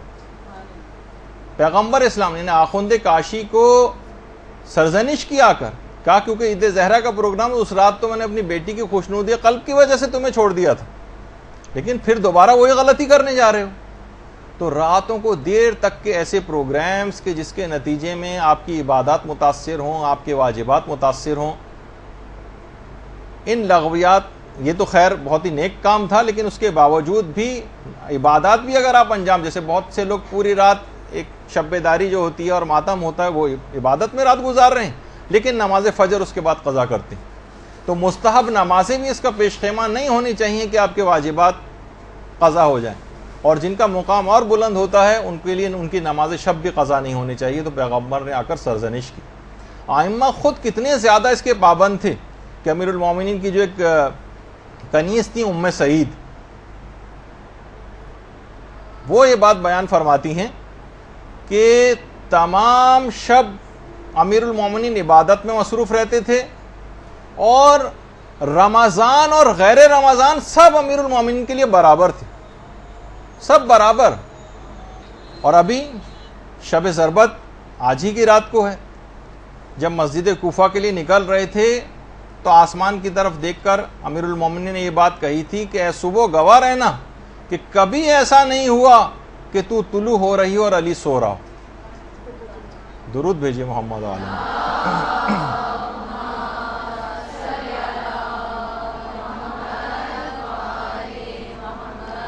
دیکھیے پھر یہ بات بیان ہو رہی ہے کہ ہر چیز کا ایک پیغام ہے, ایک فلسفہ ہے. یہ اعمال شب قدر جتنے بھی آپ انجام دیں گی, چاہے اب 2 رکعت نماز ہو, چاہے غسل ہو, چاہے اب زیارات ہوں, چاہے دعائیں ہوں, ان سب کا ایک فلسفہ ہے کہ ان عام زندگی کے دنوں کے اوپر اس رات کو آپ کو پیغامات کو پھیلانا ہے, پورے سال پر محیط کرنا ہے, پورے سال اب نماز شب کا پابند بننا ہے, پورے سال رات کے ایک حصے کو بستر سے الگ ہونا ہے. اور یہی وجہ ہے کہ جو سجدے ہیں, یہ جو نمازیں ہیں, یہ اس حد تک سوچی کہ جو ہستیاں ان کی اہمیت سے واقف تھیں. جیسے کہ حضرت مریم کے متعلق ملتا ہے کہ جب اسرائیل ملک الموت آئے تھے ان کے پاس اور آخری خواہش ان سے دریافت کی تھی, تو انہوں نے کہا تھا کہ اتنی مہلت مجھے دے دو کہ میں سجدے میں چلی جاؤں اور اس کے بعد پھر میری روح کو نکال لینا. اور ہمارے علماء میں سے شیخ جواد انصاری حمدانی, جن کا اکثر تذکرہ آتا ہے, یہ خود فرماتے ہیں کہ حمدان میں ایک مومن نے, اچھا خود حمدانی تھے, اور جب بھی کبھی علماء اس طرح کی کوئی بات کرتے ہیں تو اپنا ذکر نہیں کرتے, ایک مومن کے ساتھ ایسا ہوا جبکہ خود مراد ہوتے ہیں. کہتے ہیں کہ حمدان میں ایک مومن نے نماز شب کے لیے جب وہ اٹھا تو دیکھا کہ 500 گھروں کی جو حدود ہے حمدان میں, اس میں ایک گھر میں زمین سے آسمان کی طرف ایک نور ساطع ہو رہا. باقاعدہ رسالہ جو لقاء اللہ ہے اس کے اندر بھی یہ واقعہ ہے. تو اسے الہام ہوا اس مومن کو کہ اس مکان میں حضرت حجت نماز شب کو ادا فرما رہے ہیں.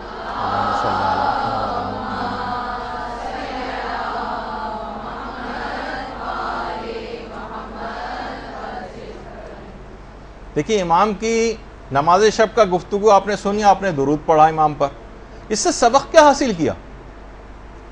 کتنوں نے عہد کیا اس بات کو سن کر کہ ہم حضرت حجت کی اس عمل کی پیروی کریں گے آج سے اور نماز شب کے پابند بن جائیں گے. طریقہ کار وہی رکھیے گا تاکہ بیچ میں سے ایک دم سے 11 رکعتیں پڑھنی شروع کر دیں گی تو اگلے دن سے نہیں پڑھیں گے. 1 مہینے تک 1 رکعت, اس کے بعد پھر 3 مہینے تک 3 رکعت, اور اس کے بعد پھر آپ بڑھاتی چلی جائیں گی تو کوئی طبیعت کے اوپر بار محسوس نہیں ہوگا.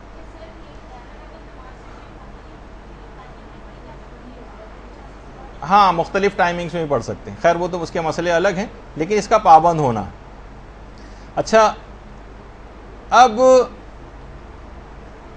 نمازوں ہی کے سلسلے میں مومنین کا ایک طبقہ ایسا ہوگا جو آج کی رات جو ہے وہ قضاء عمری کی نمازیں پڑھے گا. مساجد کے اندر باقاعدہ 6 دن کی نمازیں اس انداز سے پڑھائی بھی جاتی ہیں.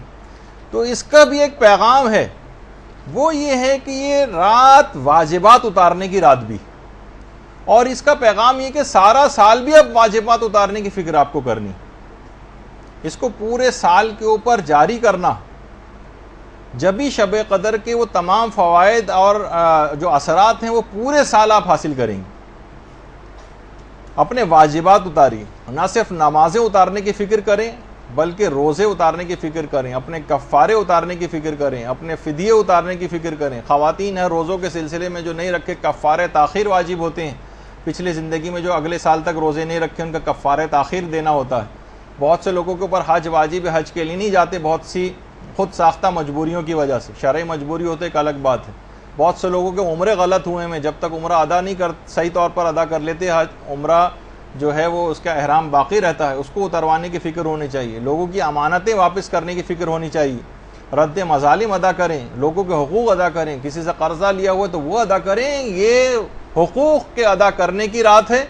یعنی اس رات قضا واجب نمازیں جو پڑھی جاتی ہیں, اس کا پیغام ہے کہ سارا سال بھی آپ کوشش کریں کہ آپ اتاریں اپنے ذمے سے یہ سب چیزیں.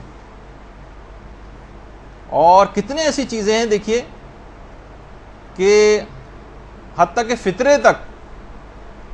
فطرے لوگ سوچتے ہیں فطرہ تو ہم ہر سال دیتے ہی. خود ہمارے استاد محترم بیان فرماتے تھے کہ ایک بہت بڑی غلطی ہمارے ہاں ایک یہ بھی ہونے لگی ہے کہ گھروں کا کوئی سسٹم صحیح طور پر بن نہیں پاتا ہے. پتہ ہی نہیں چلتا کہ گھر میں سربراہ گھر کون ہے. باپ اس طرح سے کاروبار میں اپنے ساتھ اپنے بچوں کو شامل کر لیتا ہے کہ بچوں کا پتہ نہیں چلتا کہ یہ اس کاروبار کے مالک ہیں یا باپ مالک ہے. تو بہت سی چیزیں طے نہیں کی ہوئی ہیں ہم لوگوں نے, تو اس کی وجہ سے بہت سے پرابلمز ہوتے ہیں. اب جس کے ڈیپینڈنٹس میں سے شمار ہوتے ہیں اس کے اوپر فطرہ واجب ہوتا ہے. اب اگر اولاد نے نکال بھی دیا اور باپ جو ہے سربراہ فیملی تھا, چاہیے کمائی باپ کے ہاتھ میں کیوں نہ لا کے دیتے ہوں, باپ ریٹائرڈ ہے گھر پہ بیٹھے ہوئے, لیکن سربراہ گھر وہ ہے, تو اس کو ان کا فطرہ نہیں. بہت سارے فطرے کے مسئلے. تو اب اگر ان بچوں نے فطرہ نکال بھی دیا اور باپ نے نہیں نکالا, تو جب تک جائیداد تقسیم نہیں ہو سکتی باپ کے مرنے کے بعد, جب تک وہ سارے فطرے بھی نہ نکال دیے جائیں جو اولاد نے خود نکال دیے تھے اور باپ کے اوپر واجب تھے اور اس نے نہیں نکالے تھے. تو بہت سے اس کے اندر مسئلے ایسے ہو جاتے ہیں. فطروں کے مسئلے, کیونکہ اگلی جو کلاس ہوگی وہ چاند اور فطرے کے مسائل سے ریلیٹڈ آپ لوگوں کی ہوگی, تو اس کے اندر اس کی جو ہے تفصیل سن لیجئے گا. تو اسی طرح سے تو لوگوں کے مال میں کچھ حقوق ہوتے ہیں, ان کو آپ کو نکالنا پڑے گا. اور مرحوم کلباسی ایک عالم گزرے ہیں, جو شب قدر کا دیکھیے پیغام یہی بتایا جا رہا ہے کہ اپنے واجبات اتارنے کی رات ہے. اور اگر آپ نے واجبات نہیں اتارے تو یہ ایسے برے اثرات رکھتے ہیں کہ وہی والی بات, جیسے بے نمازی کی ہڈی والا واقعہ آپ نے سنا کہ اس سے کتنے اثرات ہوئے. اسی طرح سے لوگوں کے حقوق اگر آپ کے مال میں ہوں گے تو وہ بھی ایسی بے برکتی اور نقصانات کا سبب بنیں گے. مرحوم کلباسی یہ وہی ہیں جن کے متعلق ہم نے پچھلے سال بیان کیا تھا کہ یہ شب قدر کو حاصل کرنے کے لیے کہ مجھے سال کی کوئی ایک رات ہے نا, سال کی 365 راتوں میں یہ جاگتے رہے, 360 یا 365 راتیں مسلسل جاگتے رہے کہ مجھے تاکہ یقینی طور پر شب قدر حاصل ہو جائے. اچھا, یہ تاجر بھی تھے, بزنس مین تھے. ایک دفعہ مال تجارت کے لیے ان کی کشتی اور کشتیوں کے ساتھ ان کی کشتی بھی گئی ہوئی تھی. تو اطلاع آئی کہ ایک طوفان آیا ہے اور ساری جو مال تجارت کی جو کشتیاں ہیں وہ سب کی سب ڈوب گئیں, سب کی سب ڈوب گئیں. انہوں نے کہا کہ مجھے یقین نہیں ہے, میرا مال مخمس تھا, سارے میں نے حقوق ادا کیے ہوئے تھے, ممکن ہی نہیں ہے کہ مجھے اس بات پہ یقین نہیں آتا کہ میری کشتی ڈوب گئی ہوگی. اور کچھ دن بعد ہی اطلاع آئی کہ ساری کشتیاں ڈوب گئیں, ایک کشتی نہیں ڈوبی, وہ وہی تھی جو مرحوم آیت اللہ کلباسی کی کشتی تھی.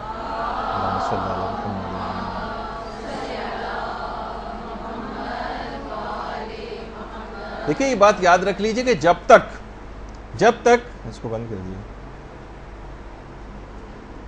جب تک آپ لوگوں کے حقوق صحیح طور پر ادا نہیں کریں گے, نہیں اس کو ٹیڑھا ہی کر دیجئے, اس کو میرے پر طرف, اس میں ہوا کی آواز آتی ہے ورنہ مائک میں.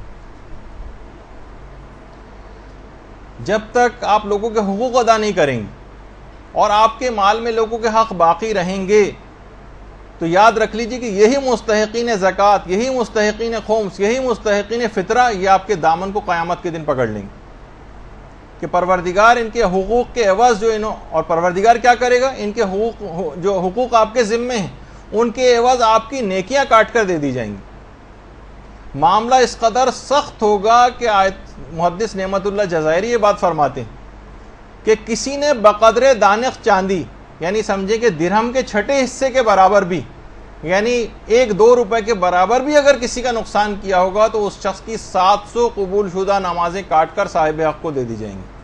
700. اور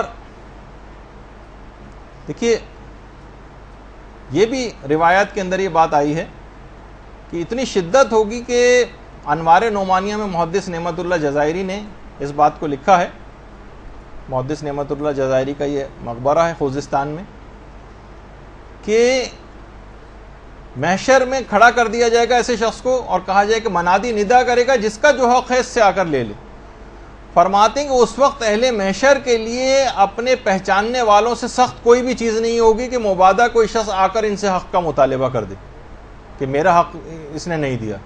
تو اب آپ خود سوچیے کہ یہ جو مستحقین خمس ہیں, جن کا آپ نے خمس نہیں نکالا, سادات تک نہیں پہنچا, یہ گریبان پکڑیں گے, یہ دامن کو پکڑیں گے. جن تک فطرہ نہیں پہنچا, آپ کو صحیح طور پر آپ نے ادا نہیں کیا, وہ دامن پکڑیں گے. جن تک اور مالی چیزیں تھیں وہ نہیں پہنچی, یہ دامن پکڑیں گے آ کر. تو کس قدر معاملہ سخت ہو جائے گا. اور علل الشرائع میں باقاعدہ شیخ صدوق نے یہ بھی بات فرمائی ہے کہ قرض خواہ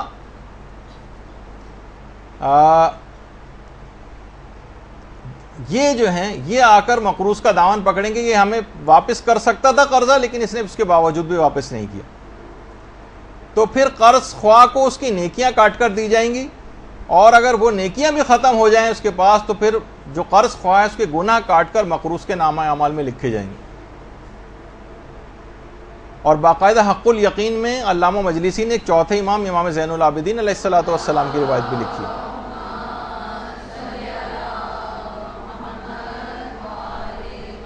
کہ مولا اگر مسلمان کو کافر سے کوئی حق طلب کرنا ہے تو اس کی تلافی کیسے ہوگی؟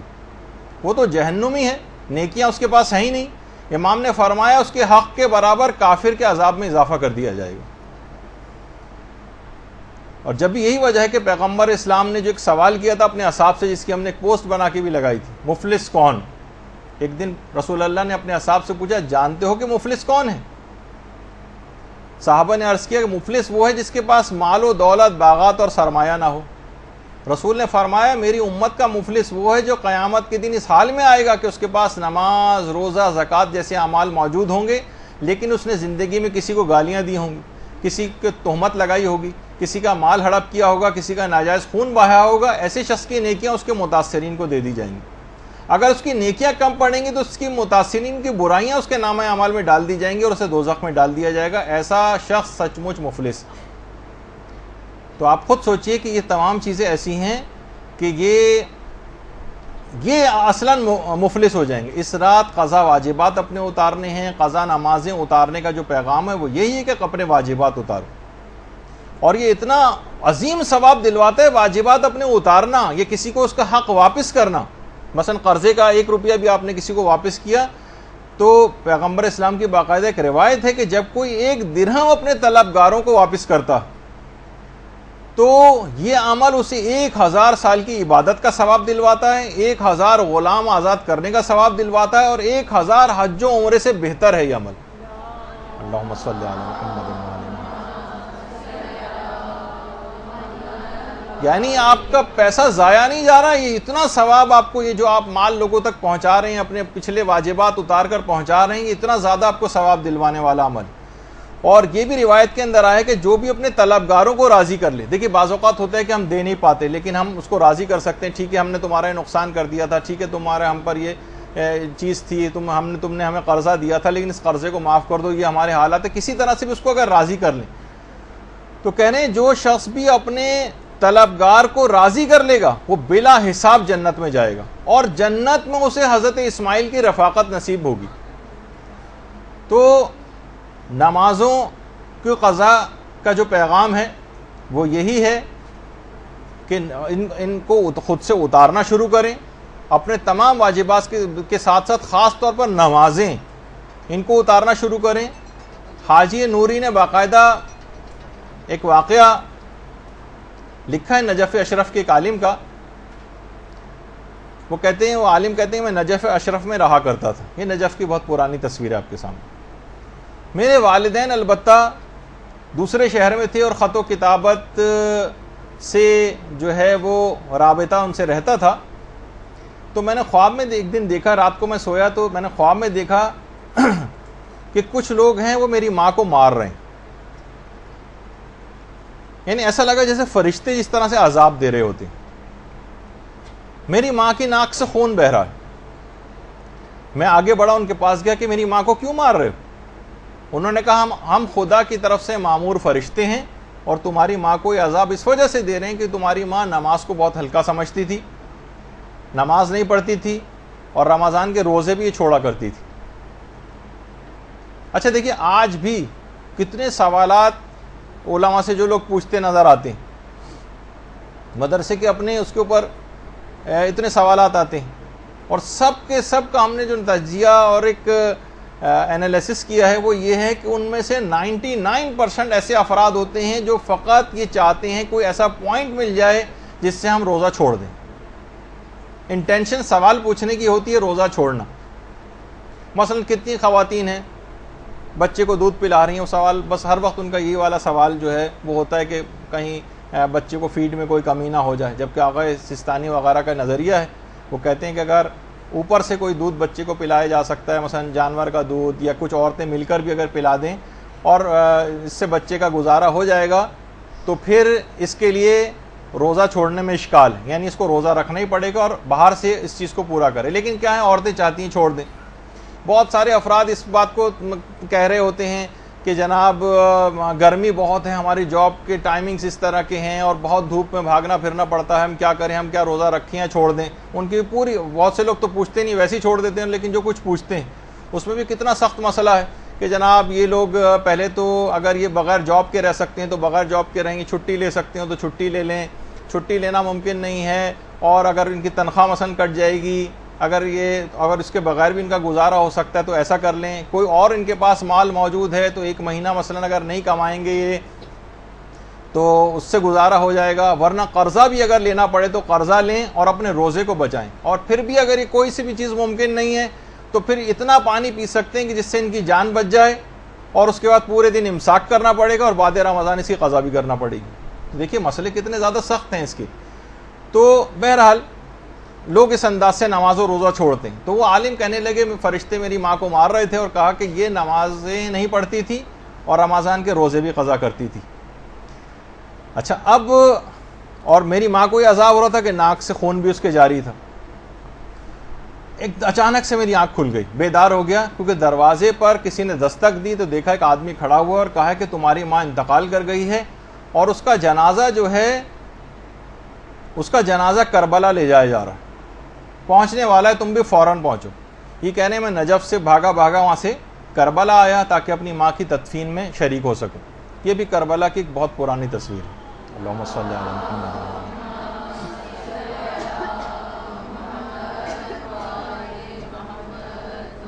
میں تیزی سے بھاگتا ہوا اپنے ماں کے جسم کے پاس گیا جو تابوت کے اندر رکھا ہوا تھا, تو میں نے دیکھا کہ میری ماں کے کفن کے اوپر خون لگا ہوا ہے. تو لوگوں نے کہا دیکھو ہمارا اس میں کوئی قصور نہیں ہے, سواری کی جس میں سواری میں جنازہ آ رہا تھا اس کی ٹکر ایک جگہ ہو گئی, تصادم ہو گیا, اور جو جنازہ تھا یہ باہر جا کر گرا, اور یہ جو خون تمہیں نظر آ رہا ہے یہ جو کفن پہ لگا ہوا ہے, میں نے فوراً کفن کو ہٹایا تو دیکھا کہ میری ماں کی ناک سے خون جاری تھا. اچھا عالم سمجھ گئے کہ یہ خواب سچا ہے اور میری ماں کو عذاب مل رہا ہے. یہ وہاں سے سیدھے ذریعے حضرت ابو الفضل العباس علمدار علیہ الصلوۃ والسلام پہ گئے.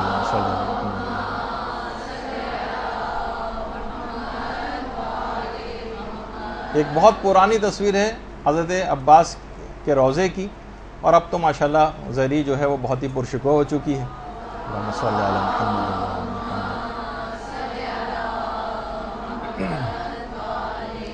کہنے لگے میں زری پر گیا اور حضرت عباس علمدار سے متوسل ہوا, اور میں نے التجا کی اور وعدہ کیا حضرت عباس سے کہ میں اپنی ماں کی ساری قضا نمازیں اترواؤں گا, سارے روزے بھی جو ہے وہ رکھوا دوں گا, اور اس کے بعد ماں کو دفن کیا گیا. کہہ رہے تدفین کے 2 ماہ تک کا تو میں نے انتظام کیا, 2 ماہ تک.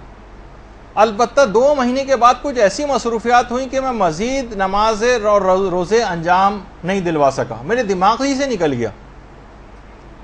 وہی خواب دوبارہ پھر میں نے دیکھا, فرشتے پھر آ رہے ہیں معمیری ماں کو عذاب دے رہے ہیں. تو میں نے فرشتوں سے جا کے کہا کہ میں تو ابو الفضل العباس کے پاس جا کر اپنی ماں کا جو ہے وہ معاف کروا چکا تھا یہ سب چیزیں. تو انہوں نے کہا کہ ہاں, لیکن تم نے اپنے وعدے کو پورا نہیں کیا اور ماں کے قضا واجبات نہیں اتارے, لہٰذا عذابوں کا سلسلہ پھر شروع ہو گیا. میں نے فوراً دوبارہ وعدہ کیا، بیدار ہوا، اس کے بعد میں نے خود اجارے پر نہیں بلکہ خود اپنی ماں کی ساری نمازیں پڑھی اور سارے روزے خود ادا کیے۔ تو دیکھیے یہ تمام چیزیں بھی ایسی ہیں کہ اپنے نماز و روزے کو اتارنا ہے۔ آپ نے دیکھا کہ کربلا تک میں لا کر دفن کیا گیا، لیکن قضا واجبات ایسے تھے کہ اس کے باوجود بھی عذاب ہوا۔ البتہ یہ ضرور ہے کہ ظاہر ماں ایسی سرکش ہوگی، ورنہ اگر کوئی عام گناہ گار ہے، چند نماز قضا ہیں، کچھ ہیں، تو انشاءاللہ امام کے جوار میں، کیونکہ وہ تو جگہ ایسی ہیں کہ بہرحال وہاں عذاب قبر جو ہے وہ ختم ہو جاتا ہے، لیکن کچھ اہمیت بتانے کے لیے کہ نماز اور روزے قضا کرنا اتنا عظیم گناہ ہے کہ بعض اوقات ان مشاہد مشرفہ میں دفن ہونا بھی عذاب کو ختم نہیں کروا سکتا، تاکہ لوگوں کو ایک جرت پیدا نہ ہو اور ان واجبات کی اہمیت کو سمجھیں۔ تو پیغام شب قدر یہ بنا کہ دیکھیے نئی زندگی اور نئے سال کی ابتدا ایک لحاظ سے ہو رہی، کیونکہ نئے سرے سے آپ کی تقدیر لکھی جا رہی ہے اگلے سال کی۔ آپ پورا سال اپنے قضا واجبات کو اتارنے کی فکر کیجیے اور ایک باقاعدہ ایک ڈائری بنائیے جس کا نام آپ اپنے طور پر واجبات ڈائری رکھ لیں، اس میں نوٹ کریں ساری چیزیں، اپنی وصیتیں، اپنی زبانی طور پر بھی اپنے لواحقین کو اپنے واجبات بتائیں تاکہ ان کو کچھ پتہ چلے۔ اکثر یہ ہوتا ہے کہتے ہیں والد انتقال کر گئے، والدہ انتقال کر گئیں، جو ساتھ رہتے تھے کچھ تھوڑا بہت ان کو پتہ ہوتا ہے، لیکن لوگوں کو زیادہ تر پتہ نہیں ہوتا کہ وہ اتارنے کی طرف مائل بھی ہوتے ہیں، تو ان کو صحیح عدد پتہ نہیں ہوتا، یہ معلوم نہیں ہوتا کہ ان پر کتنا خمس تھا کتنا نہیں تھا۔ تو اپنے واجبات زبانی طور پر بھی بتائیں اور ایک ڈائری بھی مرتب کریں۔ اچھا اب دیکھیے واجبات اتارنے کے لیے جب انسان مائل ہوتا ہے تو اسے صحت و سلامتی اور عافیت، بیماری میں کھڑا نہیں ہوا جا رہا ہے۔ اب لوگ اکثر یہ پوچھتے ہیں کہ اب بالکل ہماری ہمت اور طاقت نہیں ہے، اپنی قضا نمازیں کیسے پڑھیں؟ تو صحت اور عافیت یہ ضرور اتنی دعا کم سے کم آپ یہ شب قدر میں ضرور مانگی کہ آپ جب تک اپنے تمام واجبات اتار نہ لیں تب تک موت نہ آئے، یہ باقاعدہ۔ اور خاص طور پہ آغا نائینی کی ایک دعا جو ہم نے دنیا و آخرت کی 100 پریشانیوں کو حل کتاب میں بھی لکھی ہے کہ اگر کوئی شخص یہ دعا نماز عشاء کے بعد پڑھے تو خدا اس کی عمر میں 50 سال کا یقینی اضافہ فرما دیتا ہے، اور یہ دعا یہ ہے، اور یہ آپ کو اس کتاب کے اندر بھی مل جائے گی۔ اور میں آپ سے یہ بات کہوں گا اپنے طور پر ایک ریکمنڈیشن کے طور پر کہ اگر ممکن ہو تو یہ کسی پرچے پہ، یہ کتاب پہ لکھ لیں، اور جو نماز شب قدر 2 رکعت پڑھیں آپ، اس کے قنوت میں آپ اپنے لیے، اپنے رشتہ داروں کے لیے، علماء کرام کے لیے، مجتہدین اعظام کے لیے، سب کو بھی عام کر سکتی ہیں۔ اور آج کل جس اعتبار سے قتل و غارت گری ہو رہی ہے اور لوگوں کی زندگیوں کے چراغ گل کیے جا رہے ہیں، 50 سال کا مومنین کی عمر میں یقینی اضافے کے لیے اس کے قنوت میں اس دعا کو پڑھیں۔ اچھا اسی طرح سے اس کوشش کریں کہ دعاؤں کو دوسروں کے لیے زیادہ سے زیادہ آپ انجام دیں اس رات۔ جب یہ علامہ مجلسی نے مفاتی میں جا کے دیکھیے گا کہ اپنے رشتہ داروں کے لیے اور اپنے عزیز و اقارب کے لیے دوسروں کے لیے دعائیں کرنے کی بہت تاکید ہے، دوسروں کے لیے دعائیں۔ یہی وجہ ہے کہ آیت اللہ حسن زادہ عاملی، جن کا پچھلی مرتبہ بھی تذکرہ ہوا تھا، یہ فرماتے ہیں کہ جب میں یہ آیت اللہ حسن زادہ عاملی کی جوانی کی تصویر، کہ میں جب اپنے استاد آیت اللہ سید محمد حسین طباطبائی کی خدمت میں گیا تو آیت اللہ طباطبائی نے آیت اللہ حسن زادہ عاملی کو ایک بات بتائی، اور وہ ہمارے لیے بھی ہے۔ کہتے ہیں کہ میں نے جب سے ہوش سنبھالا ہے، آیت اللہ محمد حسین طباطبائی، جب سے میں نے ہوش سنبھالا ہے اور اپنے آپ کو شناخت کیا ہے، تب سے میں نے ایک دعا بھی آج تک اپنے لیے نہیں مانگی، اور ہمیشہ دعاؤں کو سب کے لیے عام کیا ہے اور سارے مومنین کو اس میں شامل کیا ہے۔ باقاعدہ جو ان کی کتاب ہے 1001 کلمہ، اس میں آیت اللہ حسن زادہ عاملی نے یہ بات لکھی اور کہا کہ مجھ پر اس بات کا بہت ہی زیادہ اثر ہوا تھا جب یہ آیت اللہ محمد حسین طباطبائی نے مجھے یہ بات بتائی تھی۔ اور شہزادی بھی یہی وجہ سے، شہزادی کی سیرت سامنے تھی کہ جو کہ اللہم صلی علی محمد و علی محمد،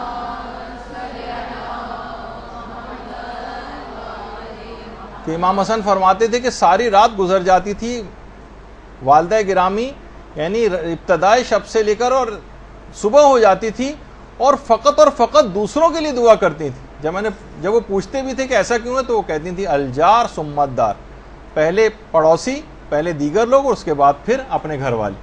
تو یہ انہی کی طریقہ کار کے اوپر آیت اللہ سید محمد حسین طباطبائی عمل کرتے تھے کہ اپنے لیے کہتے ہیں میں نے جب سے ہوش سنبھالا مجھے یاد ہی نہیں کہ میں نے اپنے لیے کبھی کوئی دعا کی. خیر ہم سے یہ تقاضا نہیں کہ اپنے لیے نہ کریں, لیکن یہ بتانے کے لیے کہ مقدم کریں دوسرے لوگوں کو دعاؤں میں, کیونکہ اور یہی وجہ ہے کہ آیت اللہ جواد عاملی یہ فرماتے ہیں کہ دوسروں کے لیے دعا کرنا اور یا ایک اجتماعی طور پر ایک مشق بھی ہوتی ہے اس کے اندر, کہ رات کے وقت جب آپ 40 مومنین کے حق میں دعا کریں گے تو یہ اس بات کا لازمہ ہونا چاہیے کہ اب دن میں 40 مومنین کی مشکلات کو حل کرنے کے لیے کام کریں گے. یعنی رات میں دعا کرنا ہے اور دن میں عملی اقدام کرنا ہے, یہ ہے اس کا تقاضا. اور نماز شب بھی آپ کو پڑھنی ہے, اس کے اندر 40 مومنین کے لیے دعا بھی, لیکن اس کا بھی ایک پیغام یہ ہے کہ اس دعا کو اور لوگوں کے کام آنے کے سلسلے کو پورا سال جاری رہنا چاہیے. اور یہی وجہ ہے کہ علماء فرماتے ہیں کہ عید کے دن بھی پروردگار اپنے حق سے پہلے یعنی نماز عید پڑھنے سے پہلے کہتا ہے کہ فطرہ نماز عید پڑھنے سے پہلے نکال دو. اصل وقت اس کا فطرے کا نماز عید پڑھنے سے پہلے. وہ پھر وہ الگ مسئلہ ہے کہ کون شخص ظہر تک ادا کر سکتا ہے اور جو جس نے نہیں ادا کیا وہ بعد بھی میں بھی ادا کر دے. لیکن بہرحال یہ کہ پروردگار نے اپنے حق کو مؤخر کیا ہے, لوگوں کے حق کو فطرے کو مقدم کیا ہے, اور کہا ہے کہ یعنی فطرہ یہ پہلے دے دو تاکہ عید کی خوشی میں شریک ہونے سے دوسرے افراد رہ نہ جائیں. بلکہ یہاں تک شریعت نے اس میں ریلیکسیشن دی کہ فطرہ ماہ مبارک رمضان میں بھی دیا جا سکتا ہے ایڈوانس کے طور پر. پھر اس میں وہ مسئلے آپ سن لیں گے اگلی دفعہ کہ قرضے کی نیت سے ہی دیا جائے یا حاکم شرع کی اجازت وغیرہ کے لیے دیا جائے. اچھا, اس کے اندر ایک فائدہ دوسروں کے لیے دعا کرنے کا یہ ہوگا جو اس رات کا پیغام بھی کہ آئندہ زندگی میں بھی اس طریقہ کار کو رائج رکھیں.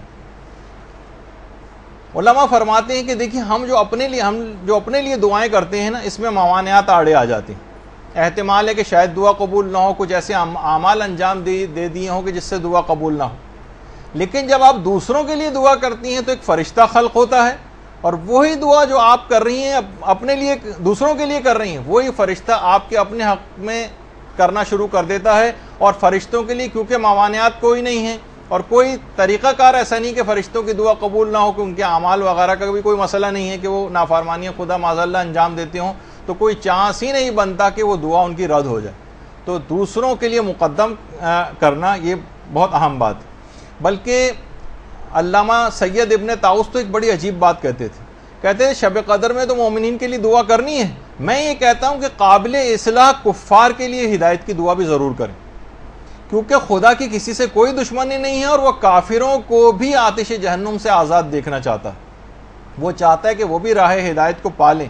جو اس قابل ہوں ان کی ہدایت ہو جائے اس کی دعا کریں, اور جو اس قابل نہ ہوں فتنہ پرور ہوں ان کی نابودی کی دعا کریں, ان کے لیے باقاعدہ بد دعا کریں کہ ان کے منحوس وجود سے زمین پاک ہو جائے. قنوت میں باقاعدہ بد دعا کرنا, ان کے لیے لعن کرنا, خاص طور پر ایران, عراق, شام, لبنان, افغانستان اور پاکستان اور جتنے بھی مومنین اور عام مسلمانوں کے جو دشمن ہیں, جو دہشت گرد جو روزانہ کی تعداد میں اس انداز سے مومنین کو اور عام مسلمانوں کو شہید کر رہے ہیں, ان کے لیے بھی اس رات میں علی الخصوص بد دعا ضرور کریں. اور یہ سلسلہ دعاؤں کا اور ظالمین کے لیے بد دعا کا یہ سارا سال بھی جاری رہنا چاہیے. اور یہی وجہ جو پیغمبر اسلام کے جس سے پہلے میں نے پیش کی تھی, جو ہمارے بہار الانوار کے اندر بھی اور عام مسلمانوں نے بھی اس کو اپنی کتابوں کے اندر نقل کیا ہے, کہ جو ایمان اور احتساب کے ساتھ اس رات عبادت کے لیے کھڑا رہے گا اس کے تمام گزشتہ گناہ معاف ہو جائیں گے. بہت سی روایتوں میں ہے کہ آئندہ گناہ بھی معاف ہو جائیں گے. تو باقاعدہ یہ تمام چیزیں کاغذ قلم جو ہے وہ لے کر بیٹھیں اور یاد کریں کہ کون کون سی اس قسم کے جو ہے وہ ہم نے اعمال انجام دیے تھے, اور اپنے اوپر خود پر ایک تنقیدی نگاہ ڈالیں. ہم نے بہت بڑا مسئلہ یہ کہ خود پر تنقیدی نگاہ ڈالنا بند کر دیا. سوء ظنی رکھنی ہے اپنے آپ سے رکھیں, کینہ رکھنا ہے اپنے آپ سے رکھیں, بری نگاہ ڈالنی ہے اپنے اوپر بری نگاہ ڈالی, اپنے زکام کو بھی آپ کو کوڑ سمجھنا ہے. یہ احتساب کی رات ہے, اور آئینہ بن کر تمام برائیاں آپ کے سامنے آشکار ہو جائیں گی کہ ہم نے کون کون سی پروردگار عالم کی ایسی نافرمانیاں کی ہیں, کتنے احکام پائمال کی ہیں. سارے گناہوں کو اپنے یاد کریں, احتساب کریں اپنا, اور آئندہ بھی نہ کرنے کا عزم کریں. کہ پیغمبر نے کہا جو ایمان اور احتساب کے ساتھ اس رات کو عبادت کرے گا اس کے تمام گناہ معاف ہوں گے. شرط لگائیے, ورنہ مطلق اور عام نہیں کیا.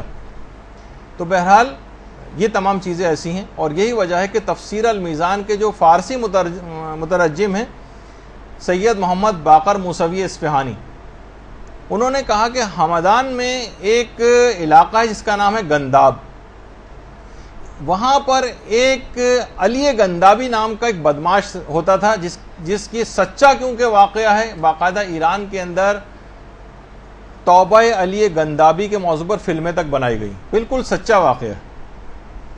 علی گندابی ایک شرابی بھی تھا اور بدماش بھی تھا، اور اس کی توبہ بڑی مشہور ہے۔ ایک ذاکر تھے اس زمانے میں، شیخ حسن، وہ شہر سے باہر کہیں مجلس پڑھنے گئے ہوئے تھے، رات کا وقت تھا، اور جب واپس آئے تو شہر کا دروازہ بند ہو گیا تھا۔ یہ علی گندابی دروازے پر ہی بیٹھا ہوا تھا اور شراب کے نشے میں دھت تھا۔ انہوں نے کہا دروازہ کھٹکھٹایا، دروازہ کھولو۔ اس نے کہا کون؟ انہوں نے کہا میں ہوں شیخ حسن، میں ایک ذاکر حسین ہوں، مجلس پڑھنے گیا تھا، دیر ہو گئی۔ اس نے کہا میں ایک شرط پہ کھولوں گا، میرے لیے پہلے کوئی مجلس پڑھو۔ انہوں نے کہا یہاں تو نہ ممبر ہے نہ کوئی بیٹھنے کی جگہ ہے۔ کہا کہ میں سجدے میں جاتا ہوں، میری پیٹھ کو ممبر سمجھو، اس پر بیٹھ کے مجلس پڑھو، میں سنوں گا، لیکن میری شرط ہے کہ قمر بنی ہاشم کے مصائب پڑھنا۔ اچھا، انہوں نے مجلس پڑھی اسی کمر پہ بیٹھ کر، اس نے خوب گریہ کیا، یعنی وہ موقع آ گیا علی گندابی کے پاس توبہ کا، جو یہ موقع آج کی رات آپ کو ایک گولڈن چانس شب قدر کی صورت میں ملنے والا۔ موقع سے فائدہ اٹھائیں جیسے علی گندابی نے اٹھایا۔ اس کے بعد کیا انعام ملا اس کو؟ اسی شب قدر یہ اسی شب کو یہ طائب ہوا، اور اس کے بعد یہ عتبات عالیات کی زیارت کے لیے عراق گیا، نجف۔ اس زمانے میں مرزا شیرازی یہ بزرگ وہاں پر نماز پڑھاتے تھے نجف میں، جو سامنے بیٹھے ہوئے، جنہوں نے تمباکو والا فتویٰ دیا تھا۔ یہ ان کے پیچھے جا کر نمازیں بھی پڑھنے لگا۔ ایک دن اطلاع آئی مرزا شیرازی کو ایک مجتہد کا انتقال ہو گیا۔ اچھا، مجتہدین کو عام طور پر جو حرم امام سے متصل جو دالان ہے، یہ ذرا بہت پرانی تصویر ہے حرم امیر المومنین کے، اس کے بالکل سامنے باہر جو دالان تھا، اللہم صلی علی محمد و علی محمد، باقاعدہ صحن میں وہاں پر ایک قبر تیار کی گئی ان مرحوم مجتہد کے لیے۔ لیکن عشاء کی نماز کے بعد پتہ چلا کہ وہ کوما میں تھے اور اب ہوش آ گیا ہے، زندہ ہے۔ مرزا شیرازی کو آ کر بتایا گیا کہ جن کے لیے قبر تیار ہوئی تھی وہ تو ہوش میں آ گئے ہیں، مگر علی گندابی نماز کے مصلی پر بیٹھا بیٹھا چل بسا۔ اب اس کھودی ہوئی قبر کا کیا کریں؟ مرزا شیرازی نے کہا کہ علی گندابی کو حرم امیر المومنین سے متصل دالان میں اسی قبر میں دفن کر دیا جائے۔ سچی توبہ کے باعث جو رائٹ ٹائم آیا تھا، قمر بنی ہاشم کی شفاعت اس کو ملی، اور یہ شاید یہ قبر اسی کے لیے تیار کی گئی تھی۔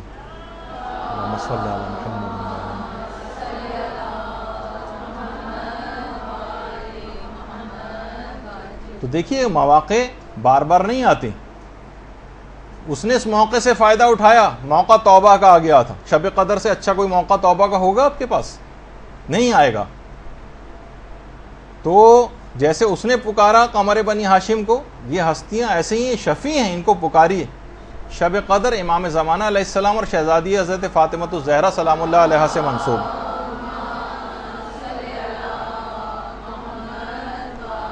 امام کا ایک حق ہے کہ آئندہ کے لیے بھی امام کی یاد کا ایک طریقہ یہ ہے کہ دن کی کم سے کم ایک نماز کے قنوت میں تو ضرور اللہم کن لولیک الحجت ابن الحسن والی دعا ضرور پڑھا کریں۔ اور یہ کتنا حسین منظر ہوتا ہے شب قدر میں کہ فرشتوں کے جھرمٹ میں جبریل امین زمین کی جانب رواں دواں ہوتے ہیں، ان کی خوشی کا کوئی ٹھکانہ نہیں ہوتا کہ کائنات کے امام وقت جو ہے ان کی خدمت میں حاضری نصیب ہو رہی۔ اللہم صلی علی محمد و علی محمد۔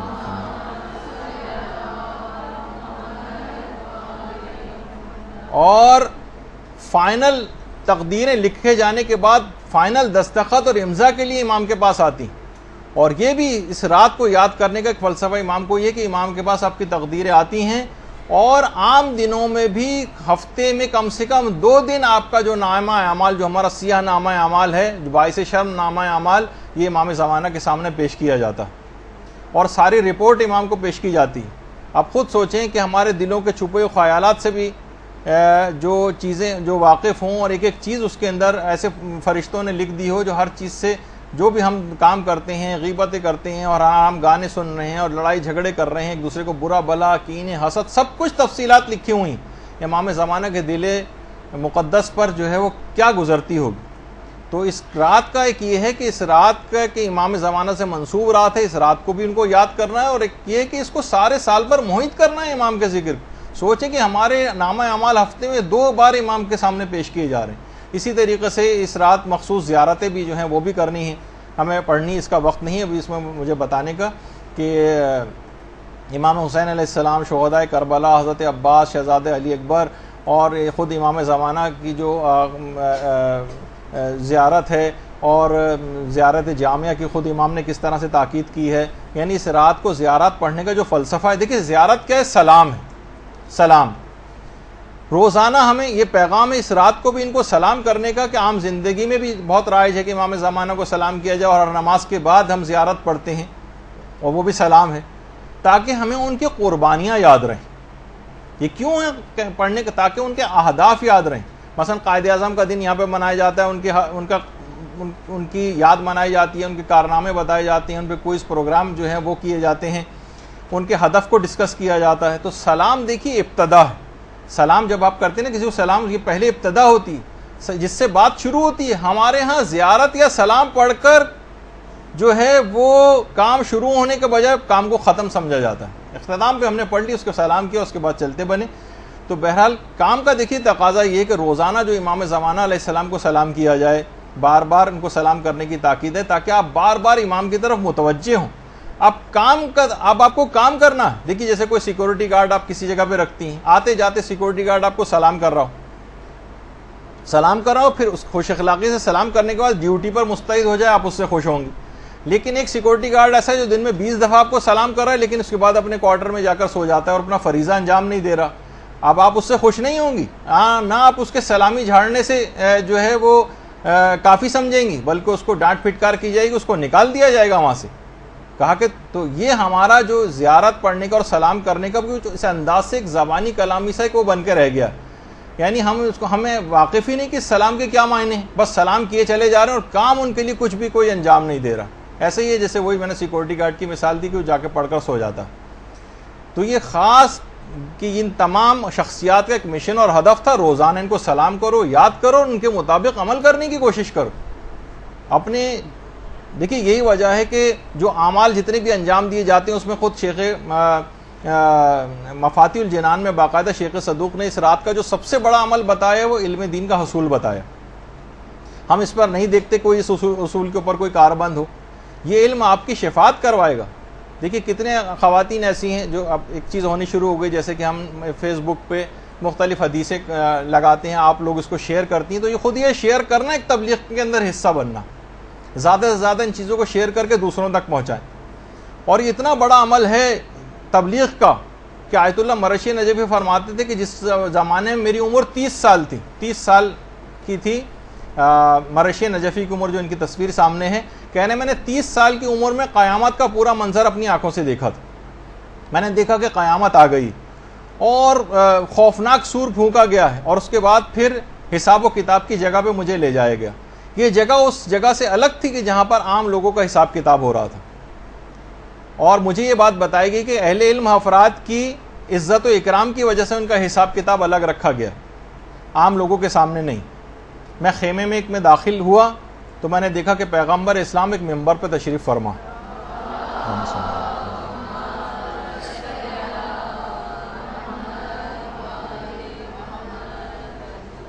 ان کے دائیں اور بائیں دو بہت ہی ایسی شخصیات جو تقوی اور جلالت ان کے چہرے سے، ان کے نور سے عیاں ہو رہا تھا، وہ ساتھ میں بیٹھی ہوئی تھی۔ دونوں کے سامنے کتابوں کے ڈھیر رکھے ہوئے تھے، اور ہر علماء کی ایک صف تھی ان کے سامنے، اور مجھے 14ویں صف میں کھڑا کیا گیا تھا، یعنی 14ویں صدی کے تھے تو 14ویں صف میں۔ اب میں حساب کتاب کا ہم انتظار کر رہے تھے، مضطرب دل کے ساتھ انتظار کر رہے تھے، اور پیغمبر اسلام نہایت باریک بینی سے حساب کتاب لے رہے تھے۔ لیکن جب بھی کسی عالم کو شفاعت درکار ہوتی تھی تو پیغمبر اسلام شفاعت فرما دیا کرتے تھے۔ جس کی تبلیغات زیادہ ہوتی تھیں، نہیں پہلے ایک بات اور بتا دوں کہ خود انہوں نے مرشی نجفی فرماتے ہیں کہ میں نے اپنے ساتھ کھڑے ہوئے افراد سے پوچھا کہ یہ پیغمبر کے اطراف میں جو دو شخصیات ہیں یہ کون ہیں، کیونکہ میرا ارادہ یہ تھا کہ اگر مجھے ان کا نام پتہ چل جائے تو ہو سکتا ہے کہ مجھے شفاعت کی ضرورت ہو تو میں ان شخصیات کا نام لے کے مخاطب کر کے شفاعت کی درخواست کروں۔ مجھے بتایا گیا کہ یہ شیخ مفید اور علامہ مجلسی ہیں جو دائیں اور بائیں بیٹھے ہوئے ہیں۔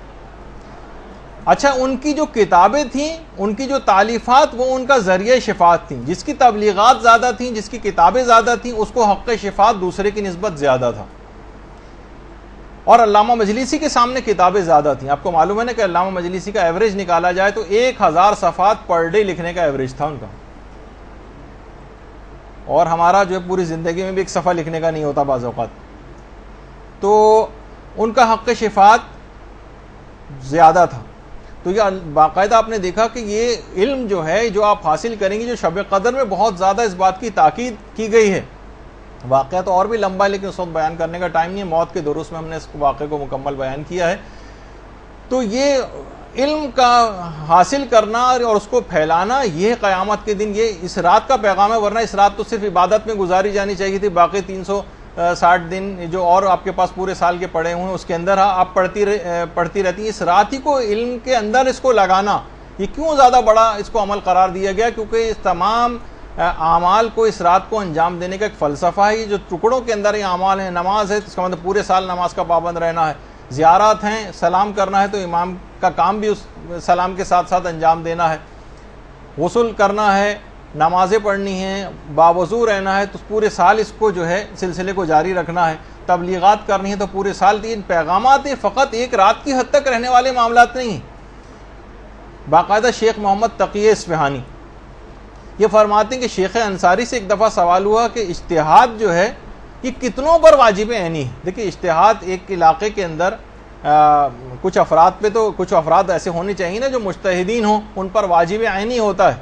کتنے افراد تک پہ یہ واجب عینی ہے کہ اس کے بعد جو لوگ بچ جائیں ان پر کفایہ ہو جائے؟